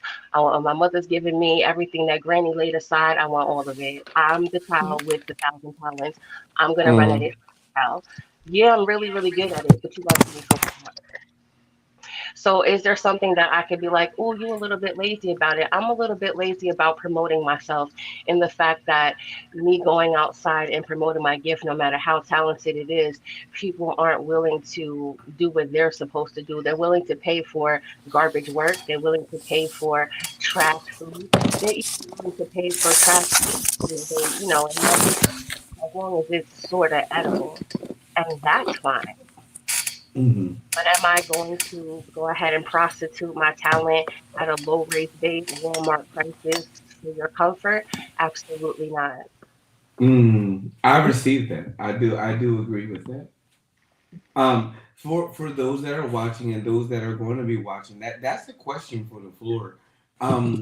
What do you know that you're gifted at, but you're just being lazy? And lazy means a lot of different things.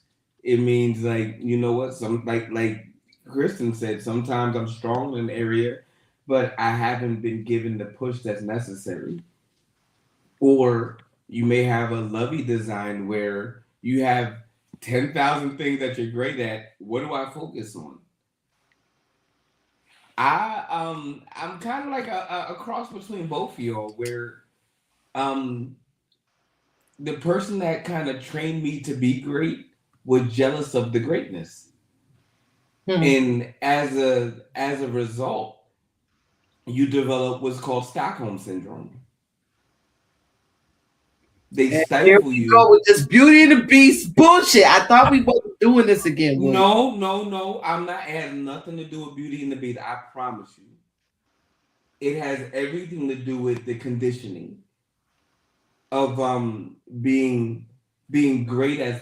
So it makes you wonder, like, all right, what if the messenger that came to visit David, they stopped at finding the brothers and realizing that there was no David by their lake? What if they never found David? You know what I mean? Like, David would just still be the little David that nobody knows about, and his story would yet to be told true. You know what I mean? Like, what if David's father was more like Joe Jackson? You know what I mean? Mm-hmm. Would it? You know, and it sometimes, and it's hard, and I think that this was very sensitive for me, because it's like part of me acknowledges the bad shit that happened. Yeah, you have to. But so much of me wouldn't trade it.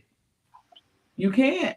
And this is why I said it can't be failure, because failure doesn't end in success. I believe that's where we get.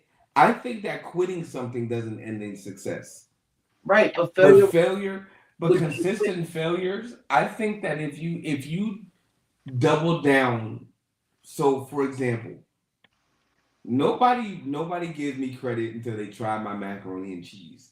As crazy as I am, y'all have made enough macaroni and cheese that what does it take more than anything beyond the ingredients for mac and cheese to be great? It takes what? An attention span. Thank you. I don't have it. I don't have the attention span to make macaroni and cheese. But my father has cried eating my macaroni and cheese. Like, there's no way that this nigga right here made that macaroni and cheese right there. And I said, no, in fact, I made that.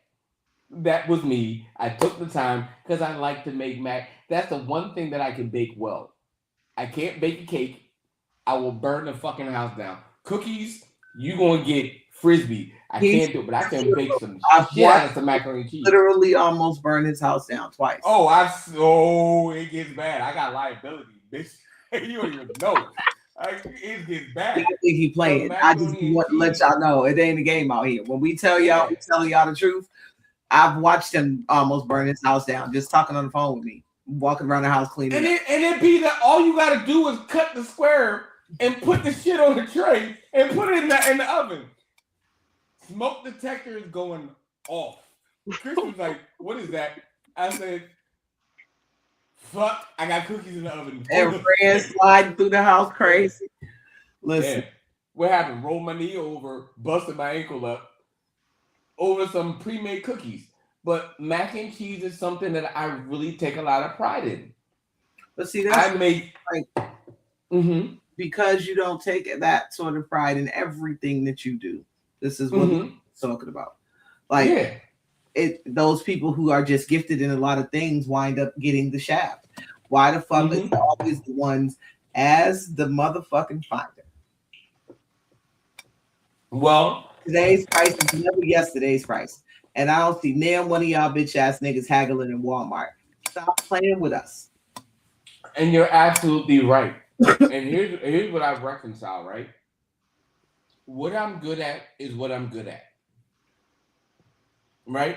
Once I become at a certain point, you look at your life.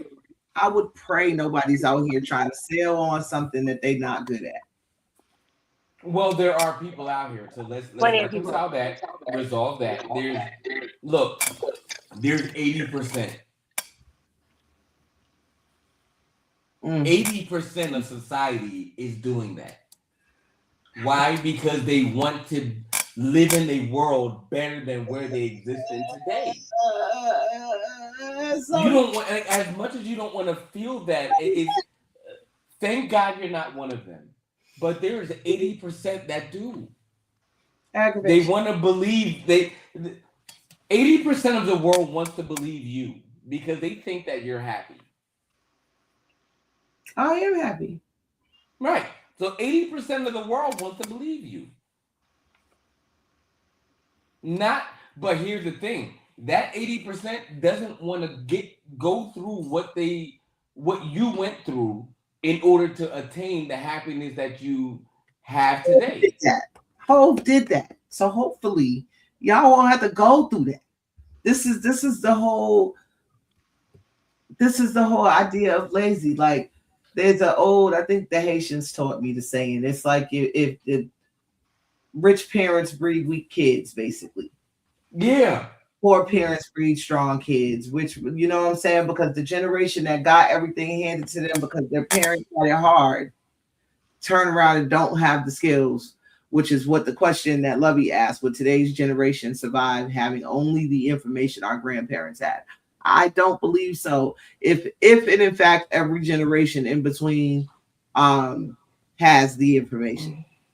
If we just skip them back to the beginning, they're going to be done. So to your point and to what I was going to say, once we get to a certain threshold, I got the hiccups. We forget a certain compound work. It takes work, and to your point, yes, effort is a pinnacle of not achieving the goal the first time. Or maybe the second time, or maybe the third time, or maybe as many times as it takes for you to finally achieve the goal that you set, not anybody else. That's that No Child Left Behind shit. I'm not with it. No. I don't give a fuck how many times. It takes me maybe twice to understand. No. My damn tongue. And I 100% understand when it comes to vocational things. And when it comes to an educational standard, I don't believe that No Child Left Behind should exist. But when it comes to your efficacy of what you put your best foot forward to, like if you're an artist, your best failure is most people's success. Mm-hmm. Where you're like, I got writer's block. You could probably put together 9 words that'll principle even Kendrick Lamar, because I've seen you do it time and time again, episode after episode, season after season. Come on, William. Moment after it's I see it. It's a But see, it's a matter. Wait a minute. It's a matter of whether you see what I see, or if you're able to will yourself or have a capacity to put my shoes on as I have put yours on. Mm-hmm. That's where it gets a little tricky. Always. I could be like, okay, you know what? Let me wear Kristen's shoes and see how I can condition myself. I could only wear them for the suit of the matter that you're talking about, but I still have to take into consideration your entire value of life. That moment is just a moment that you're discussing, but you're still a woman, and I have to consider that, right? Mm-hmm. You're still a mother. I have to consider that, right? Right. You're not a single woman. You've been a married woman.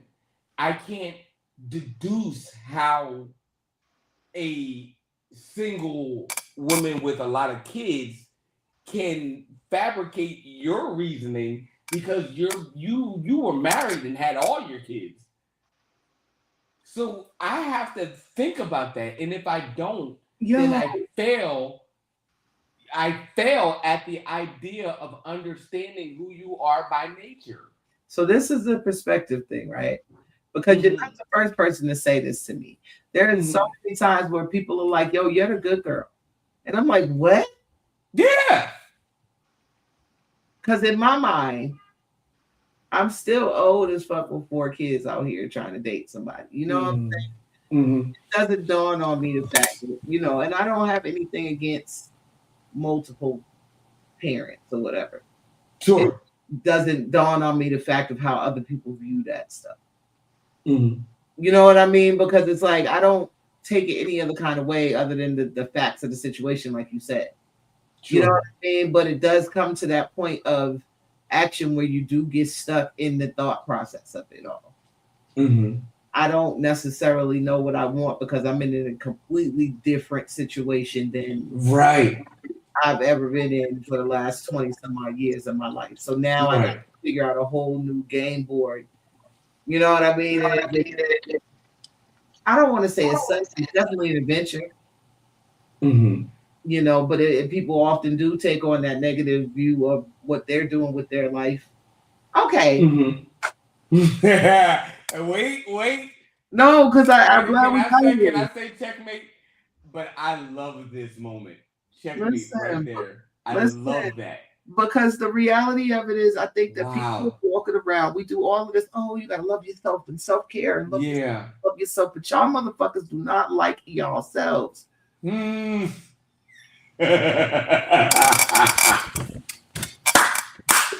Wait. Come on. So again, how my effort, to your point, the effort that I gave, and I can give myself a C grade towards my effort. But if you can qualify that as an A+, I got there's a disparaging difference here. Right. Let's talk about that. That's what I want to talk about. Well, that's what I always bring up though when you say it, William. Yeah. In my mind, I'm looking for an A+. And so C is never going to be a good grade. Because I know that wasn't my best fucking effort. That's it. And if I appreciate my best of that. Wait a minute. If my best effort is better than the worst person that ever, or excuse me, is worse than the best person that ever treated you, then I'm doing fucking good. Excuse me? If you're looking at me as I'm great and I know I haven't given my best effort, that's a real big disparity here, isn't it? Somebody else's experience doesn't quantify your effort. So let's talk about it. Yeah. That's the part I want to talk about. It's where I see myself as a C.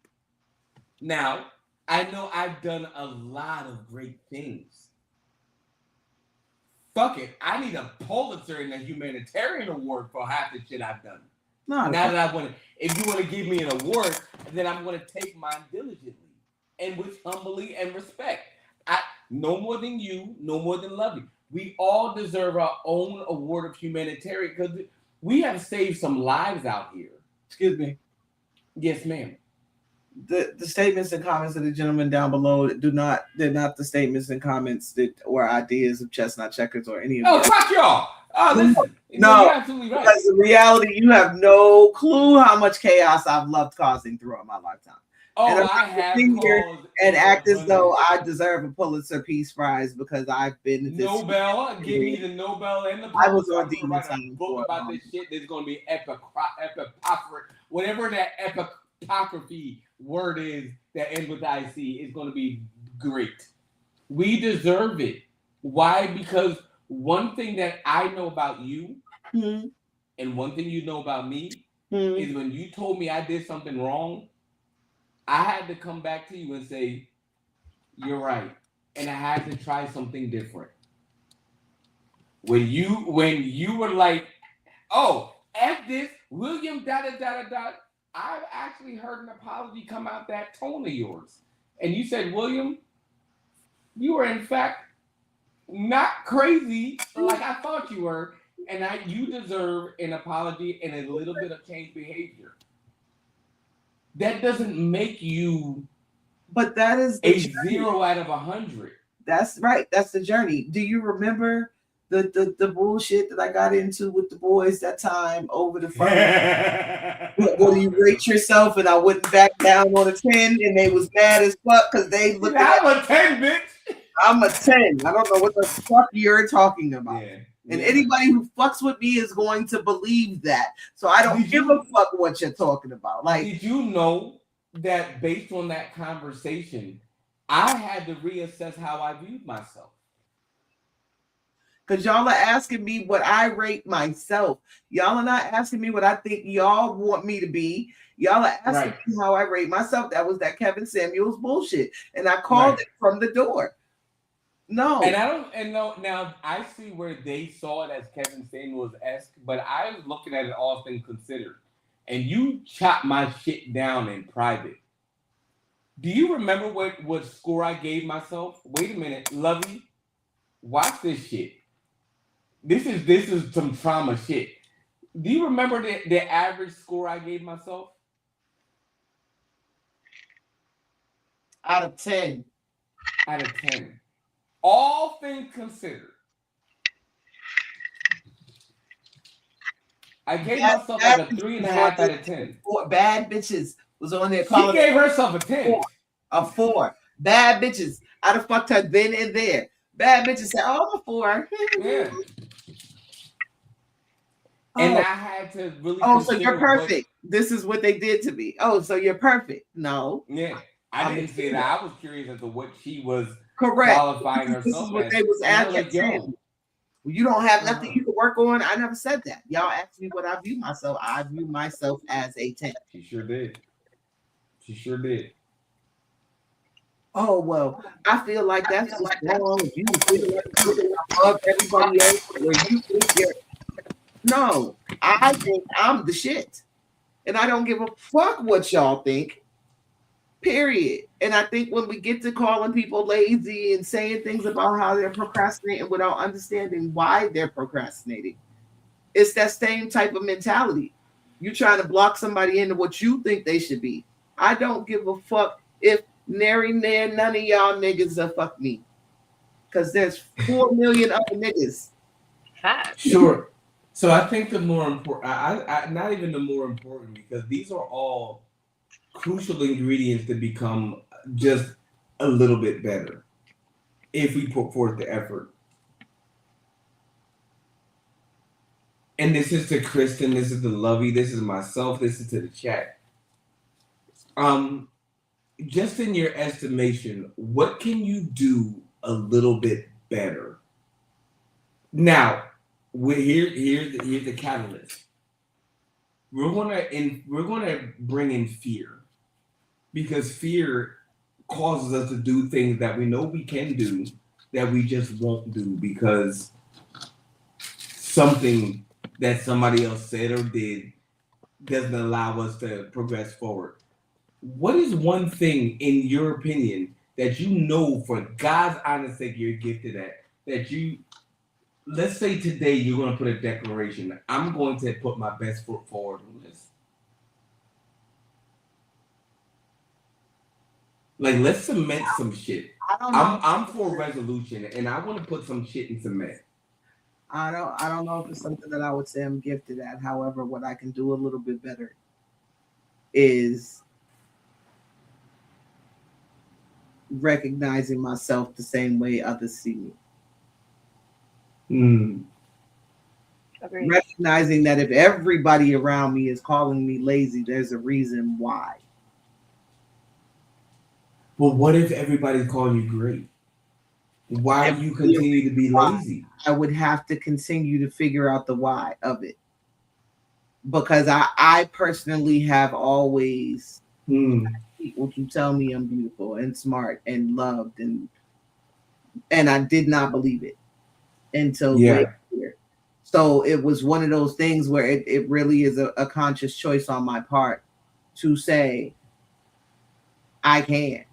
That you mentioned earlier, we've talked about it this season and sometimes in other seasons as well, this idea of quitting the show or, you know, stopping this thing because what are we doing it for, or however we're looking at it that day.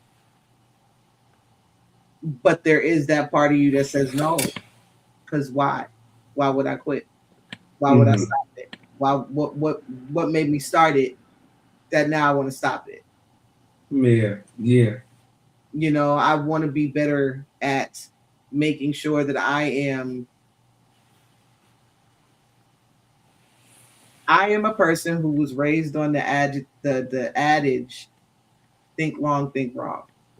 If you know, you know, right? And I want to make sure that I'm being better at remembering what that instinctual choice feels like and looks like for me. I want you to say that again. That was divine. Wow. That was divine. Say that again. I want to be better at making sure that I am follow my instincts, like making sure I know what that feels like again. I think about knowing what you know. Yeah. If you know, you know. And so I think that a lot of the times we hear and see these things just in the trendy everyday on TikTok. Yeah. We've been doing if you know, you know for years now. But the reality is, I think where we're fucked up, where the procrastination begins is in knowledge that you know, but you're scared to say you know. That you know, but you don't quite know. That second guess. That you know, you have no times how I scrolled and see these intuition videos, and I'll have it. I jump to something else. I looked at that and I thought about a lot of times when I'm just like, I know this off of experience. Like I've dealt with this probably in the most potent ways to make red, blue, yellow, and green. I've experienced it, right? But then somebody says, oh, but Google told me. And then that causes me to, and I can't speak for y'all, but it causes me to question what I know. My own experiences. Yeah. Like, bitch, I bled for this. Like, I have willingly, not to say I've died and been redeemed. I'm not a phoenix out here, but my spirit says otherwise. I've made the declaration that I will die for what I know to be true. And then somebody introduces Google and the majority believes something different. Yeah, but fuck the majority. No, I'm not talking about the majority that believes, but they project a different belief of knowing that laterally goes against, or maybe it's not even laterally. We're one parallel. Ed McMahon to what you know to be true. Clearinghouse. You know what I'm saying? Like Ed McMahon did work for Publishers Clearinghouse. You're not going to tell me anything different. Yeah. Blue veins on my body. You can't tell me that the blood in my veins is blue. It's that type of shit, but it's in everyday nitpicky shit. Right. There's absolutely no reason why we're paying more still for a gallon of milk than we are for a gallon of gas. So but they call us lazy because we're not making the type of money that they're making by enslaving us. Okay. To your point, we're 5 minutes past where I thought we would ever be with this topic. I thought we were going to all do our dissertations and be done, but this kind of got heavy. Mm-hmm. Because it's a heavy issue. Kristen, you and I'm. This is vulnerability here. If you were male, I would be like, you're more of the Malcolm, and you said this before yourself. I'm more of the Martin. Mm-hmm. Until certain timings and instances arise where I'm like, fuck that, everybody gotta die. You like, bitch, save a soul, have some grace. I attribute that to, and that is not a question, but I attribute that to your ability to have experienced life in a way that I've never experienced it. Mm-hmm. And I have to now trust that what you're saying to me and what Lovey would say to me, where I want to say, you know what, everybody got died. I got to trust that the majority is saying enough people are worth living that everybody deserves life. And that's based on your efforts of being more nature or nurture oriented than me being more disciplined and saying fail to fail, like you said, Kristen, fail to fail means execution. You're not worth it. Bye. Let's find the next best factor. Yeah. But then you have the one part of you that still stands that says everybody deserves a chance to get it right. Because if the same thing were true, then do we deserve a chance to even have this platform? Right. Yeah. Where's that medium? The medium is where you put it. And I think that's the discussion for real. Because the median is, if I think long, am I thinking wrong because I'm not trusting myself to make the decision? Or am I being smart about my thinking so that I can involve my future? There are other avenues. You know what I mean? Mm-hmm. There are times when I've described myself as the alien from Men in Black 3. True. This is true, y'all. True. It's tough to make a decision when you see all outcomes at once. Overstimulation is not always outside of you. And I think that, but you talk about your bipolar all the time. Like, it's not always a thing that's coming from everywhere else. Sometimes we have to have a way to center ourselves in a manner that's going to be helpful. Mm-hmm. It really truly is one of those things. How they talk about optimism and pessimism, the glass being, you got water in it. Yeah. And that's not either of those choices, but that always was my choice. Like, why are we arguing if it's half full or half empty? Because that nigga is not thirsty. He's got water in the cup. Like, you know what I'm saying? Like, it's 100%. It's perspective. I've definitely been called lazy in my lifetime. Yeah. Those times were also at the height of my depression. People are never, ever taking into account what a person's actually going through while they're going. Yeah. in that same moment, that very person that's looking in to say, oh, that's so lazy, is also going through some shit. It just doesn't look like that. Mm-hmm. And it sucks. It really does. Yeah. Like I'm interested. Lovey's been quiet over here. Like it's always interesting watching her observe. I am observing.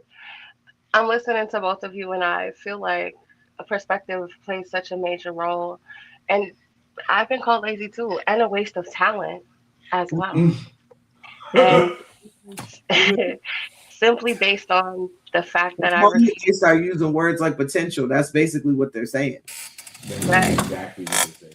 Based on I refuse to do because that's what's desired, and this is what I want from you. This is where I see you at. This is where I know you belong. On the other side of that's not me. You obviously don't know me. Yeah. You spend an incredible amount of time with me, but you've not ever listened or heard me. I could do better in and of myself with saying that out loud and saying it out loud, because when I get to a point where I'm ready to say it out loud, and I don't want to break anybody past the point, because I realize that as soon as I open my mouth, it's not just clarity that comes out, it's truth, and truth can hurt, it can break, it can do a bunch of different things. And sometimes I'm like, yeah, I'm gonna leave that be because I don't want to see you hop off a cliff because I told you the truth. Everybody else was nervous. They were scared. It's not based on fear, it's not myself, based on what I know of the situation of the person. I know if I say it out loud, this is what's going to happen. So I could be better at leaving that part of it aside and just go ahead and let that rip. One of those things that I have grown and gleaned off of Boo, because she's like, ooh, baby. She's ready to give it all the time, whatever. And a lot of times when people look at the two of us, they're like, ooh, Boo, like, you don't want to go there. And the truth is, she's going to be a lot more nice than I am, for real. Y'all going to stop leaving me out of this shit. I didn't get to you yet, but we're going to get there in just a second. No, fuck that. Like, I feel like I need to take advantage of this little circle. Ladies and gentlemen, I have to do better. They have a connection that I covet, and I'm going to healthily engage myself in. I'm trying to find a better, more positive, healthy words. Cause I be like, I'm trying to see where you was headed. That's all. Cause y'all be like, oh, I needed a hug, and this woman gave me a hug. I'm like, I needed a hug. I just got to do better. But just listening, that is my confession to the world. Continue on, Lovey. I'm sorry. A lot of, like, I have gleaned so much from her in that, go ahead, do it. She'll be like, let's burn it all down. I'll be like, whoa, all right, come on now. Hey, wait, whoa, hold on. And then sometimes she'll be like, you know what, I'm going to leave it alone. And I'm like, first of all, I got matches, a lighter, all of it. Let's go. Let's take it there. Let's blow this up. And she's like, whoa. I'm like, all right. So let's find a strategy. Let's go ahead and get this accomplished. To your degree, to your point, and to your credit, I one thing that I've been blessed to understand and know is that two carpenters is not going to make a house a home. You need a carpenter, you need a plumber, you need an engine, an electrician, you need a universal sort of people that have running back. You need HVAC. You need the HVAC. You need HVAC. You need that motherfucker. You need all those jokers that will allow themselves, and it's not about what their specialty is. And one thing, Lovey, that you said was like super dope to me is that you often need that joker that can cover your weaknesses. You know what I mean? Like, you look at the beginning of time, everybody kind of had that in order for things to succeed, they had that other person to say, "Hey, you are my better half." You had, even on the whether you deem it platonic or whether you deem it non-platonic, you had Moses and you had Aaron. I mean, they had a trifecta. Miriam too. They were detonating shit, even going against the God that they served back in the time then. And then you had Samson and Delilah. You had Elijah and Elisha. You have so many different depictions of people reasoning with what they see in this world. And the choice to say, you know what, fuck this world, and then somebody saying, this is worth saving. Where you see something that is garbage, another might see gold. Mm-hmm. See, this is where it fucks up. I'm so glad you said that. You saw where I'm going.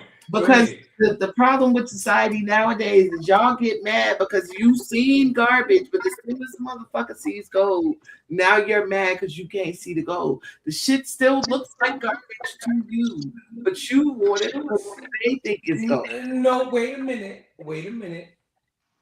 Because I fucks with what you're saying. So if I see garbage and you see gold, there is, in my opinion, in just my honest observation, because I've been convinced from some stuff just in life, that there's a way that you can allow, and I can allow, vice versa, in all paradigms, for me to see that thing as gold, where I see it as garbage, or for you to reconcile that, okay, he might know what he's talking about. That's not a real diamond in the rough. That's actually this glass, and I gotta blank his word in order for him to show me true. Okay, this was a part of the conversation earlier. I'm trying not to be triggered, but why? Don't be triggered, because again, this is a level of, this is open forum. Why would I change the value of a thing that I deem valuable because you say it's not? Well, it's not changing the value of a thing. It's a blank word for it. Mm-mm. Because just as you say, okay, William, there's gold in this, and it's not all garbage. There's another part that if this is a universal transaction, which means symbiotic, then there's something that I can give to you that you have to.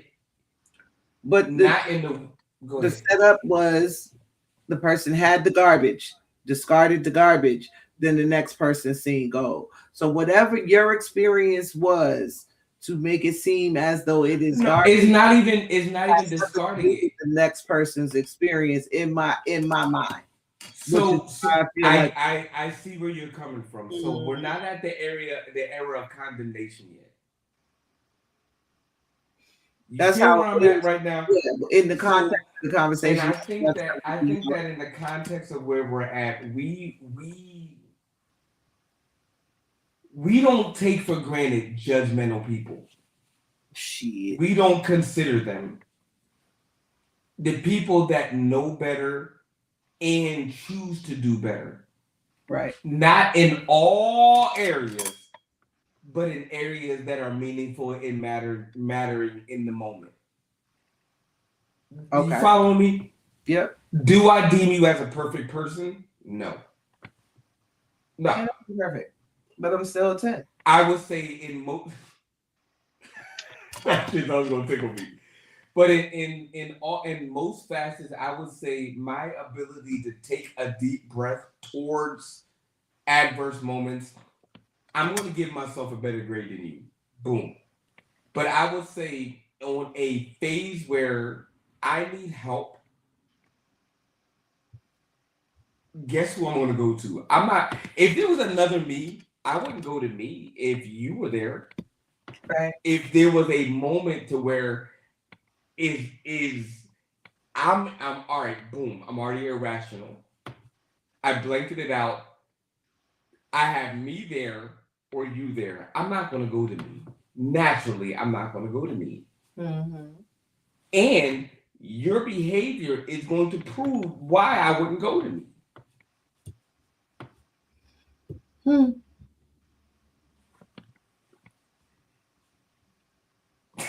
Like, that part is the area where I'm at now. I'm fuck. How old am I? 40. I'll be 43. I'm 42 now. Where I'm at in my life now is that you can call shit. It's shitty. PP. You can call it what it is, but then there comes a time where it's like, all right, you start to ask, why are you behaving in a manner that's causing you to posture yourself in this way consistently? Mm-hmm. We're enjoying ourselves. Why aren't you enjoying yourself? Now, most would allow this one person that is not enjoying themselves to infect all of those that are enjoying themselves. That. Do I call it natural? I'll say it's natural, but I don't believe it to be. I just think people are weak. Mm. In all facets, no. But in the one that is meaningful to allow us to courage to say, hey, I'm not late. Maybe I am scared. Maybe I am afraid. But what we see as laziness is not allowing me to articulate that. So I'm just going to keep on being scared and afraid. Yeah, people are more so emotionally lazy. I'm going to retort it back to cognitive dissonance. Okay. I don't know how to articulate how I feel at this moment. Yeah. But you're not wrong either. Gotcha. So we have to now do what truly is foundational and natural. And I think that at that point, we have to discover that thing, which we know what it is, but we choose not to abide in it. You've been struck so many times that naturally you strike what is negative rather than giving grace.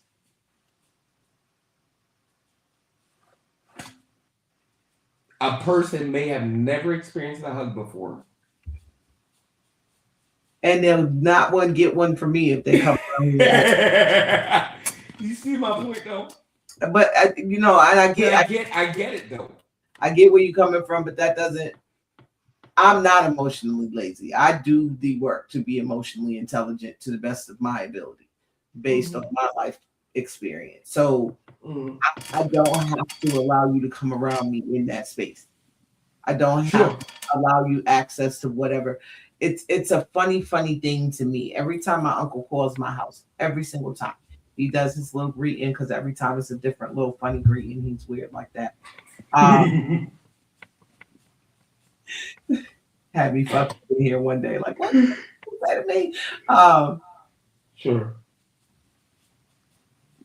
Then he'll say, why is the house so quiet? Because they feel as though because I have kids, my house should be just a rambunctious, overly noisy playground. Chaos, baby. Yeah. No. My children can sort the difference inside and outside. Some of y'all ain't learned. So how do you address that truth? But some of y'all ain't learned that shit in your 30s.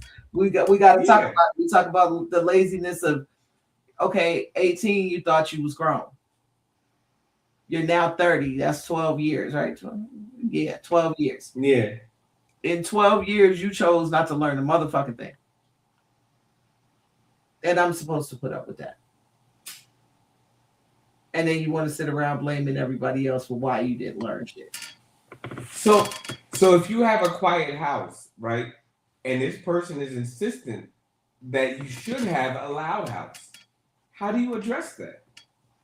But still keep the same posture of love that I know you to have, and that's true to be you. Everybody's in here in the house, chilling. That's my answer every time. Everybody's here. They're either in their rooms or downstairs. Like I don't even get mad about it, but it's just one of those things. Like, why is that people's first reaction? You'll come over, we'll be sitting downstairs, chilling, talking, and they're like, "Where are the kids? Why are they?" At some point, like you said, it becomes overwhelming, though. Because why are you questioning my parenting? Because that's what it feels like. Of a person's view over what you know to be valid, and that's what you said in the beginning, and that's what I've been low key kind of like penetrating, sticking with that. Why is it that? Go ahead. No, that's exactly what it is. Everybody wants to put their view of what your life should look like. So how do you then, in the posture? Again, I think from what I knew about myself, I believed that I was almost an unsavable person. But somehow, instead of thinking that there was one person that was going to come save the day, I had about 12 people that assigned themselves to be certain places to correct me in areas that were necessary, and then validate areas that I knew to be true. Right. When do you, not you, but maybe to you, are you the voice that says, hey, in this area, I have no fear? Yes. But in this area, I do have a little bit of, like we talked about today, and I knew that wasn't the word, but I'm going to say the word correctly. I do have some trepidation. I'm still human. To me, they go hand in hand. So if there's an area where I'm saying there's no fear, there's no trepidation. Sure. You know what I mean? So. But does that make you fearless? My mom is always worried because that's what her estimation of me is. Sure. You know, I'm reckless at the mouth. I do stuff. I take risks that they don't understand. I do stuff. Yeah. You know, and I don't like to say black sheep because I don't think that's the case. We're not a big enough or a close enough knit family for that to be the case. Howsoever, in my mom's eyes, I do feel as though I'm a bit of a rebel. And she doesn't understand it. And it doesn't cause friction anymore. It did as a teenager, of course. You know what I mean? Yeah. There was a lot that was my question. Thank you know what I mean? There was a lot of those days. Yeah, it definitely has. I had to grow to this. I had men who are like, I would worship you. I would give you everything. I would, la. And I'm like, nigga, get the fuck away from me. You have no clue what it took for me to be this. And the way you annoy me just by speaking, I can't even. Nah. The way that they're what? They annoy me. I'm annoyed.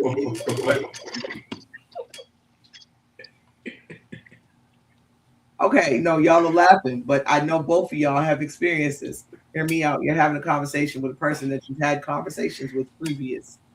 And in that same conversation, they say one thing that then immediately turns around and contradicts exactly what the fuck they just said. It drives you up like a fucking. And they do it every time you have a conversation to the point where now you're like, nope. You know, Leonardo DiCaprio. You did it again, nigga. Like, it's annoying. Lovely, I'm curious. It's so funny how true for her that is. And even sitting from where I'm sitting, watching and listening to her, it's like the amount of times that someone refers to her as as if she needs some sort of cuddly puppy fluffy pillow. Oh my God, you would take care of it all and make it all seem right. And I've got magic up my sleeve. What?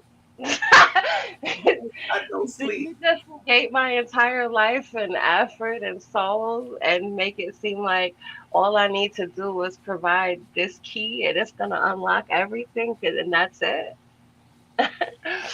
The reduction in that. The reduction in that. The audacity. How dare you? Okay, so Mitigated. to talk a little bit like the young folks talk, I got a little bit of that sauce, and the best sauce is the reductions. I don't give a fuck what nobody says. Sweetie pie, honey bunches of oats. Anybody out there? Because she knows, like, it gets strictly. I'm lazy in an area that I don't know that we touched on. I'm lazy, like I'm lazy. I am dating, but I'm lazy as fuck about it. Well, this is fucking new. I'm just saying, like, I'm not. Well, say it. I'm lazy as shit about dating. Like, I'm single and I'm open to something, but I'm not looking for it. I am not Dora the Explorer in these dating streets. I'm not. I get it.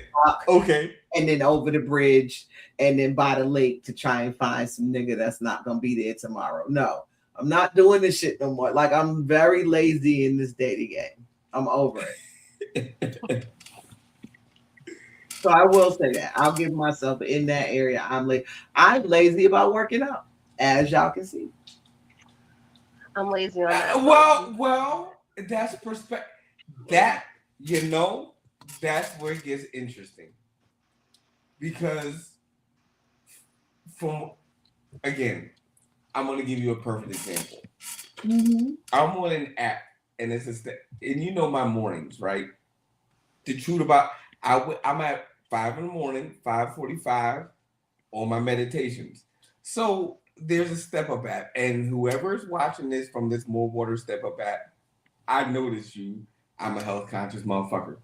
I know how long it takes for X amount of calories to equate to X amount of pounds. You didn't think I knew? Ha! Got you. There's a lot of big motherfuckers with a lot of numbers that exceed what I see. If you have 14,000 steps, that should show me. I'm not going to state the obvious, but right? No, yeah. It should show me what I saw based on you. Yeah. Like, I remember seeing you, and who I see today is not who I saw when we first started. And that's. But it's shown. Not one of those days in these 5 seasons have I taken 14,000 steps. Not one of them. No. But you took a step by step. And through that, I saw a process that made sense. So when you had a bad day, it was like I didn't know what the day was, and I didn't know what resulted in the day. But what I was able to see is like, okay, maybe I didn't see it immediately, but I noticed that there's a new bridge of consistency that Kristen's not on her game. She's trying, she's putting forth, what did we just talk about? Her best effort, but something is causing her to not exceed. And thanks be to the kingdom that you are an honest person. You're like, man, fuck that. I'm having an issue. I'm back to square one. All right, so let's start at square one. But at the very least, there was a foundation. Mm-hmm. And this is what I'm saying. There is so many people in this world that are afraid to even say, this is where I am in this very moment. Right. Like, I may have all the confidence in the world. However, I've suffered from a lot of abuse. Emotional abuse. The emotional abuse comes in because not only are people afraid to say this is where I am in this moment, but two things can also be true, because you can then also say, I don't need you to meet me where I am, because this is not a good space for me. But then are you a person to carry more of that relationship? Because if I'm in this space and you intend to like me in this space, what happens when I do grow out of this space? What happens? I think that grow out of this space, can you give me that if you're enamored with where I'm at? I feel like what you said right there makes judgment, the idea of judgment. Mm-hmm. Where we talked about it maybe twice when we deal with iniquity, where you get to tell me all about your aspersions and all of how you felt and what you've experienced. And if I don't, with grace, love, and compassion, get to share equally to allow you a homestead of safety, sanctuary, and security, because I think that that's neutral amongst men and women. If that's not a carriage for both of us, then I believe that there's an iniquity that we have to deal with. And we can begin to call that thing at our age and our maturity, the thing, we can call it what it is. We choose not to. Is space on my bed for snacks and weed. That's what the fuck it is.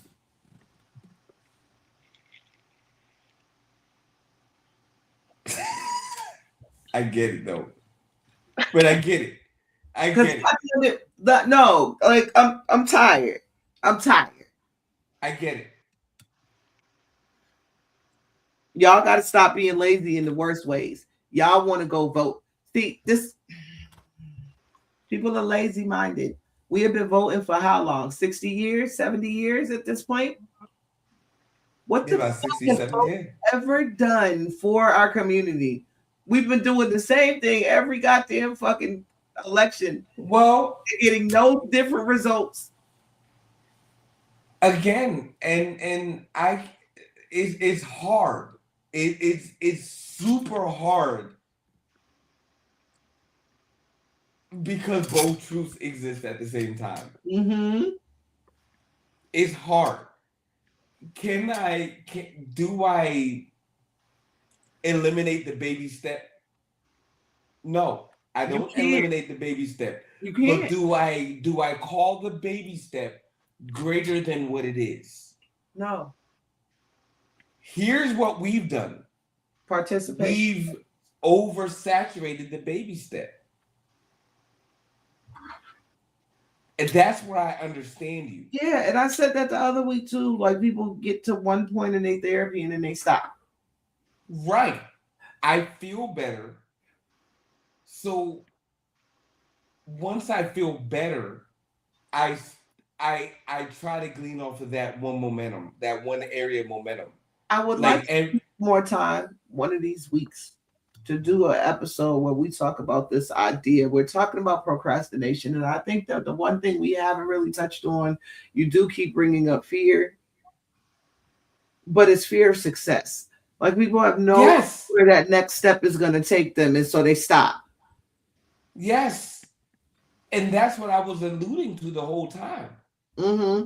I think we're that's all guilty. Like, when I mentioned Stockholm, it's like, okay, I've been equally given in an unequitable sense a lot of high praise. Because again, you know my career, my profession. I deal with the masses on a daily basis. Hate these. However, hate these things. However, because I promise you, them same people dancing in one person is the same mean asshole ladies on my goddamn phone. One person can affect me to a point where I would consider never doing that thing that could eventually impact the masses ever again. I don't have that type of fervor to hear you say you're not good enough and me go out and do the very same thing that I'm good at that you just told me that I'm not good enough in. I don't have that fervor. Not naturally. I had to build that. Yeah. I don't know. Brick by brick by brick by. Now there are people like you that I'm only saying this amongst women because men don't get told this as often because we just know how we are. We are ugly, but we don't get told we're ugly because we just kind of know we are, and I think generally that's just what it is. But to a person that predicates their life value on beauty, to be told that that's not what you are, but you can become that, but you're not there yet. Bitch, I'm a 10. What did you mean? No, not you. That's why I had to say. No, but I'm saying that's why I felt that way, because it would take a person with that type of fervor to say, you know what? I know what I am and I know what I once was, but I know the work that I need to do without any audience to get to where I can become. Or in your case, behave more naturally. Because again, the more I see you, skin tone gets a little clearer, hair gets a little longer, shoulders get a little sleeker, and you become a little bit more rational and not as I'm ready to fuck shit up, although that might still be you, because we're both bipolar and unnatural. That might still be an evident area, but that's not the area that's growing right now. So how do we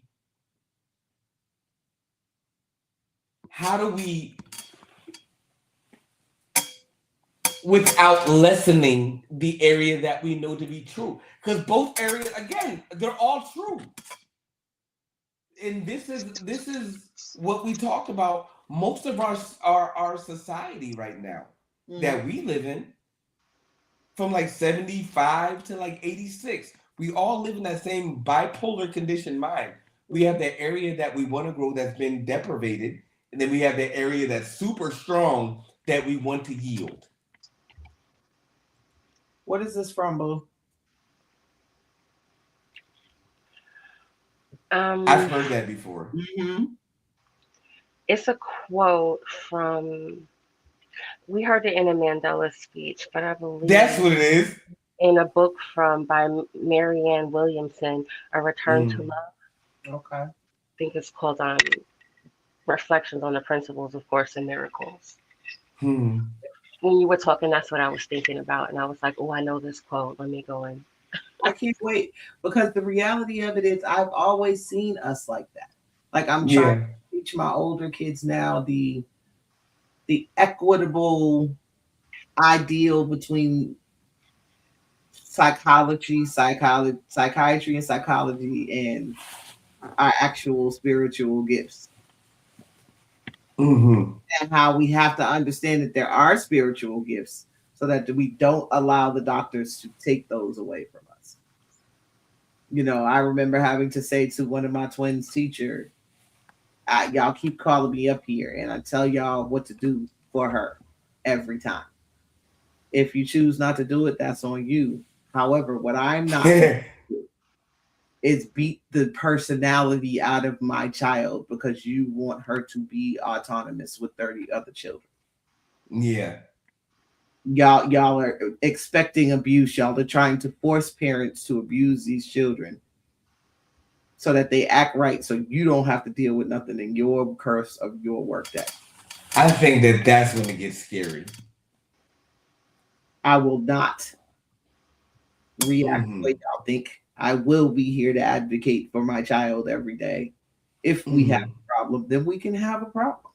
Because as 50 Cent said, I don't never want no problem. If you want a problem, no problem. No problem. And I think that's the area that we're not secure in. And I think that we become a little bit more, and this has become generational. And that's why when you said fear but trepidation in the same area, absolutely not. I think that my deepest fear is the inadequacy. I've always seen my own power. And people don't understand that. And they choose to try and squash that in ways that they don't even understand why they're trying to do that. So this is a healthy. We've been on this what? 7:30. We're on about 3 hours now. We're about to find out. Sleep on y'all. We're gonna wrap this up in a sentence. And I want to do a part 2 of this because we were supposed to have guests, and I want to reach out to mine again, and you can reach out to yours again. We're going to bring some people on here, and we're going to talk about their influence because I think that influence without fear and without that other person saying or that other catalyst saying, fuck that fear, there would be no influence for us to be who we are today. Can we agree? Absolutely. All right. So what I want to do, and I'm gonna do this. I damn sure ain't gonna bring my daddy. I want to bring my father on here, but I'm gonna bring I'm gonna ask at least who has helped shape me to be a better person. And I'm gonna bring them on here. And even if it's a friend or whoever, can we bring somebody on here so we can have an open dialogue? Because I really want to hear, like, as much as I am vocal about certain things and things that I know, I'm often very envious of naturally who you guys are as your disposition. Truth be told, cast out the bag. Like I've grown a lot based on your individuality. My homie Stanton, hats off to him. Tony, hats off to him. Ron, BJ, Lovey, my own daughters, on a nature that allows me to express a little bit more compassion and empathy. I'm really bad at that. It doesn't mean I don't have any. I'm just really bad at expressing empathy and compassion. And those people help me. I can do better for sure. I can do better. Right. So what we can do is, and whoever has allowed us, and if they want to be, do you think we can bring some folk on here? And we tried to bring some professionals, but let's bring some folk on here that can validate who we are. Because again, I look at y'all as like, I told Kirsten this before, like, you are one of them folk that are a step above divinity or step beneath divinity. There's an area missing. I choose to be ignorant because that's not my journey for you. If I gotta tap in, then I petition God. But just as y'all see me, like I don't see myself as a favorable father. However, I'm seen as a great father amongst a lot of people. Yeah, it's very so. What do we think? Like, let's bring somebody on here and let's talk about that. Johnny, I want you on here. Listen, Johnny, I'm sure would love to come on. What, Johnny? How come you don't? Have you ever gotten Johnny? I know you listen. Have you ever gotten a link from either of us? If not, I'll apologize because you've been my adversary. Thanos to Thanos. I think I should have been the one to send you the link. Not double Thanos, nigga, no. Yeah, double down on the Thanos. Let's detonate the galaxy here. Nigga snapping with both hands. Yeah. Pow. Let's end up back where we are. Now what? Nah, but I like people like him who challenge us to be a little bit better. I'm serious. Like Johnny's calmness, it fucks with me a little bit. Can I be honest? No, yeah, you always can be honest. That Joker is peaceful. But he be throwing them shots. I be like, bitch, who you talking to? I just stand to learn. Oh, wow. Nemesis, that's what it was. I couldn't find the right word. See, a motherfucker like that is why I get irritated. He would have the right word, and I said Thanos. But to your credit, Johnny, a person like you, we want on this show, share. Like, as much as we talk shit, there's a healthy envy that the world needs to know why you are the way you are and why you end up getting under my skin. A person that everybody says, "Oh, he's such a kind person," until you show up and you challenge me to be better every freaking week. That's a great thing. It's a beautiful thing. I love it. That's all we're here to do for one another. Iron sharpens iron. And I think that's where laziness comes in. Yes. Ever seen the process of the iron sharpener? That it's a lot of work, it's a lot of heat, it's a lot of expertise. You can fuck yourself up bad. Listen, I've loaded a knife before. Almost lost both my thumbs on that bitch. See? You know what I'm saying? Like I think because I've had such a, you know, I always talk about people getting my references and things of that nature. Like I think because I had such like a martial arts, I was a kung fu flick girl back in the day. Yeah. And I do feel like that whole importance that they put on the sword and the maker and the making of the sword made me recognize how truly important it is to be around somebody who sharpens you, to be around people who will help you to become your best version of you. The crazy part is, I think people are so busy trying to become the best version of the next me. The next who say that loud. Being. None of those beings nothing to do with your individuality. First of all, none of those beings be Jesus. But y'all be so intent on trying to be the next one, the next thing, the next person, the next being, that you forgot that you need to be the best you. I don't want to be the best Meg Thee Stallion clone. I don't want to be the best Cardi B. I don't want to be the best Queen Latifah. I don't want my children to strive to be the best anything other than themselves. You know, and I think that's a lot of the growing pains of having adult children is you're relearning this person in a different perspective. It can't be the same. You can't look at I can't wake up today and say lovey, hey, and then wake up tomorrow and say lovey, hey, and rest assured that that's going to be the same lovey I said hey to yesterday. 18 things have happened from when I said hey before to when I'm saying hey now. At the core of her, she's going to stick to what she is. And that's the difference. Y'all motherfuckers' core memories are fleeting as fuck. You don't have no roots. I want to say that the trees act weird. Go ahead, boo. I'm sorry. No, you're good, my love. I want to say that a lot of the things, week after week, month after month, season after season, we keep giving y'all the keys, the recipe to how we transition from individuality and selfishness into community and what you envision as freedom. And you forget the paths and the stepways that we're giving. So I'm going to give it as a whole. What we're saying over and over and over, when you work on you, great, love it.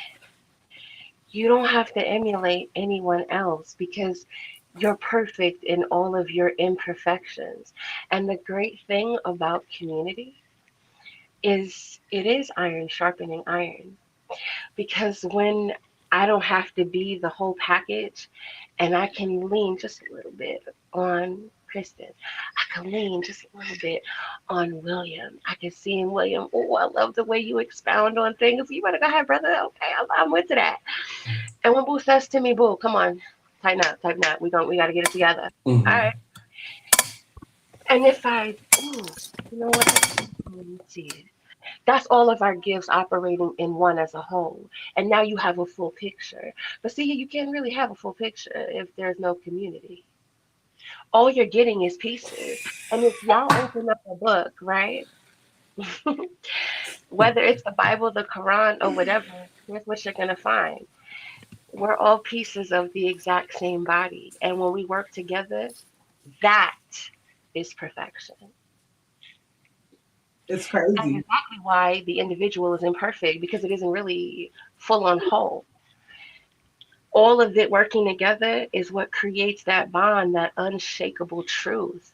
Mm-hmm. And when we do that, when we get it together, when we unify, when we become community, the light just starts to shine. It's so impossible to turn it off. I turn on the light, Kristen's done turned on the light, William's done turned on the light. And consciously, subconsciously, unconsciously, it's turned on a light for 3 more people, 6 more people, 20 more people, 1,000 more people. Yeah. And here we are on the platform to give that to the world. Open your eyes, open your heart, open your spirit. It's here. Eat, feed, enjoy, indulge, and grow. Grow. Grow, baby. Absolutely. This has been Absolutely. Checkers Wednesday, y'all. Like that's baby. baby, because that's the look. She said the word right there. Grow, babies. Spirit finger. We gonna let that. We're gonna let that saturate. And I mean, whatever. We usually have a Queen's Gambit. That was it. That was it. That was it. I challenged, and that's gonna be my challenge for next Wednesday. Grow. Try your. It ain't gonna look like a leap and bound. I'm not gonna grow into a tree tomorrow if I'm a seed today. But can I become something a little bit more? That's what I took from that. Like, I don't want to see myself as yesterday. I want to see myself more into tomorrow, and that's what I see. I gotta love you. I get it. I understand. Yo, we are Chestnut Checkers. If you like us, make sure you tune in. You can share, you can like, you can subscribe. I'm full. That just filled me. That little moment right there. Y'all make my life better. We're going to go to bed now. It is 10:20. We've been on it 3 hours. Like and subscribe. And sadly, TikTok. we always have to go to the plantation in the morning. Right. And we still got to recover. Okay. TikTok, Twitch, Facebook. We share on Instagram. Make sure you share, like, and subscribe on YouTube. Share your thoughts, and also you can go on Google, you can DM us, share your opinions. I know y'all do individually, but make sure you check out the Chestnut Checkers page so this way we all can see it, and we can all give you a non-biased perspective. You're a bunch of separatists, if it's really a word. We are Chestnut Checkers. Like and subscribe. We'll see you guys next Wednesday. Take care. Good night, guys. Night, y'all. Life ain't simple, it's a game on the board. Now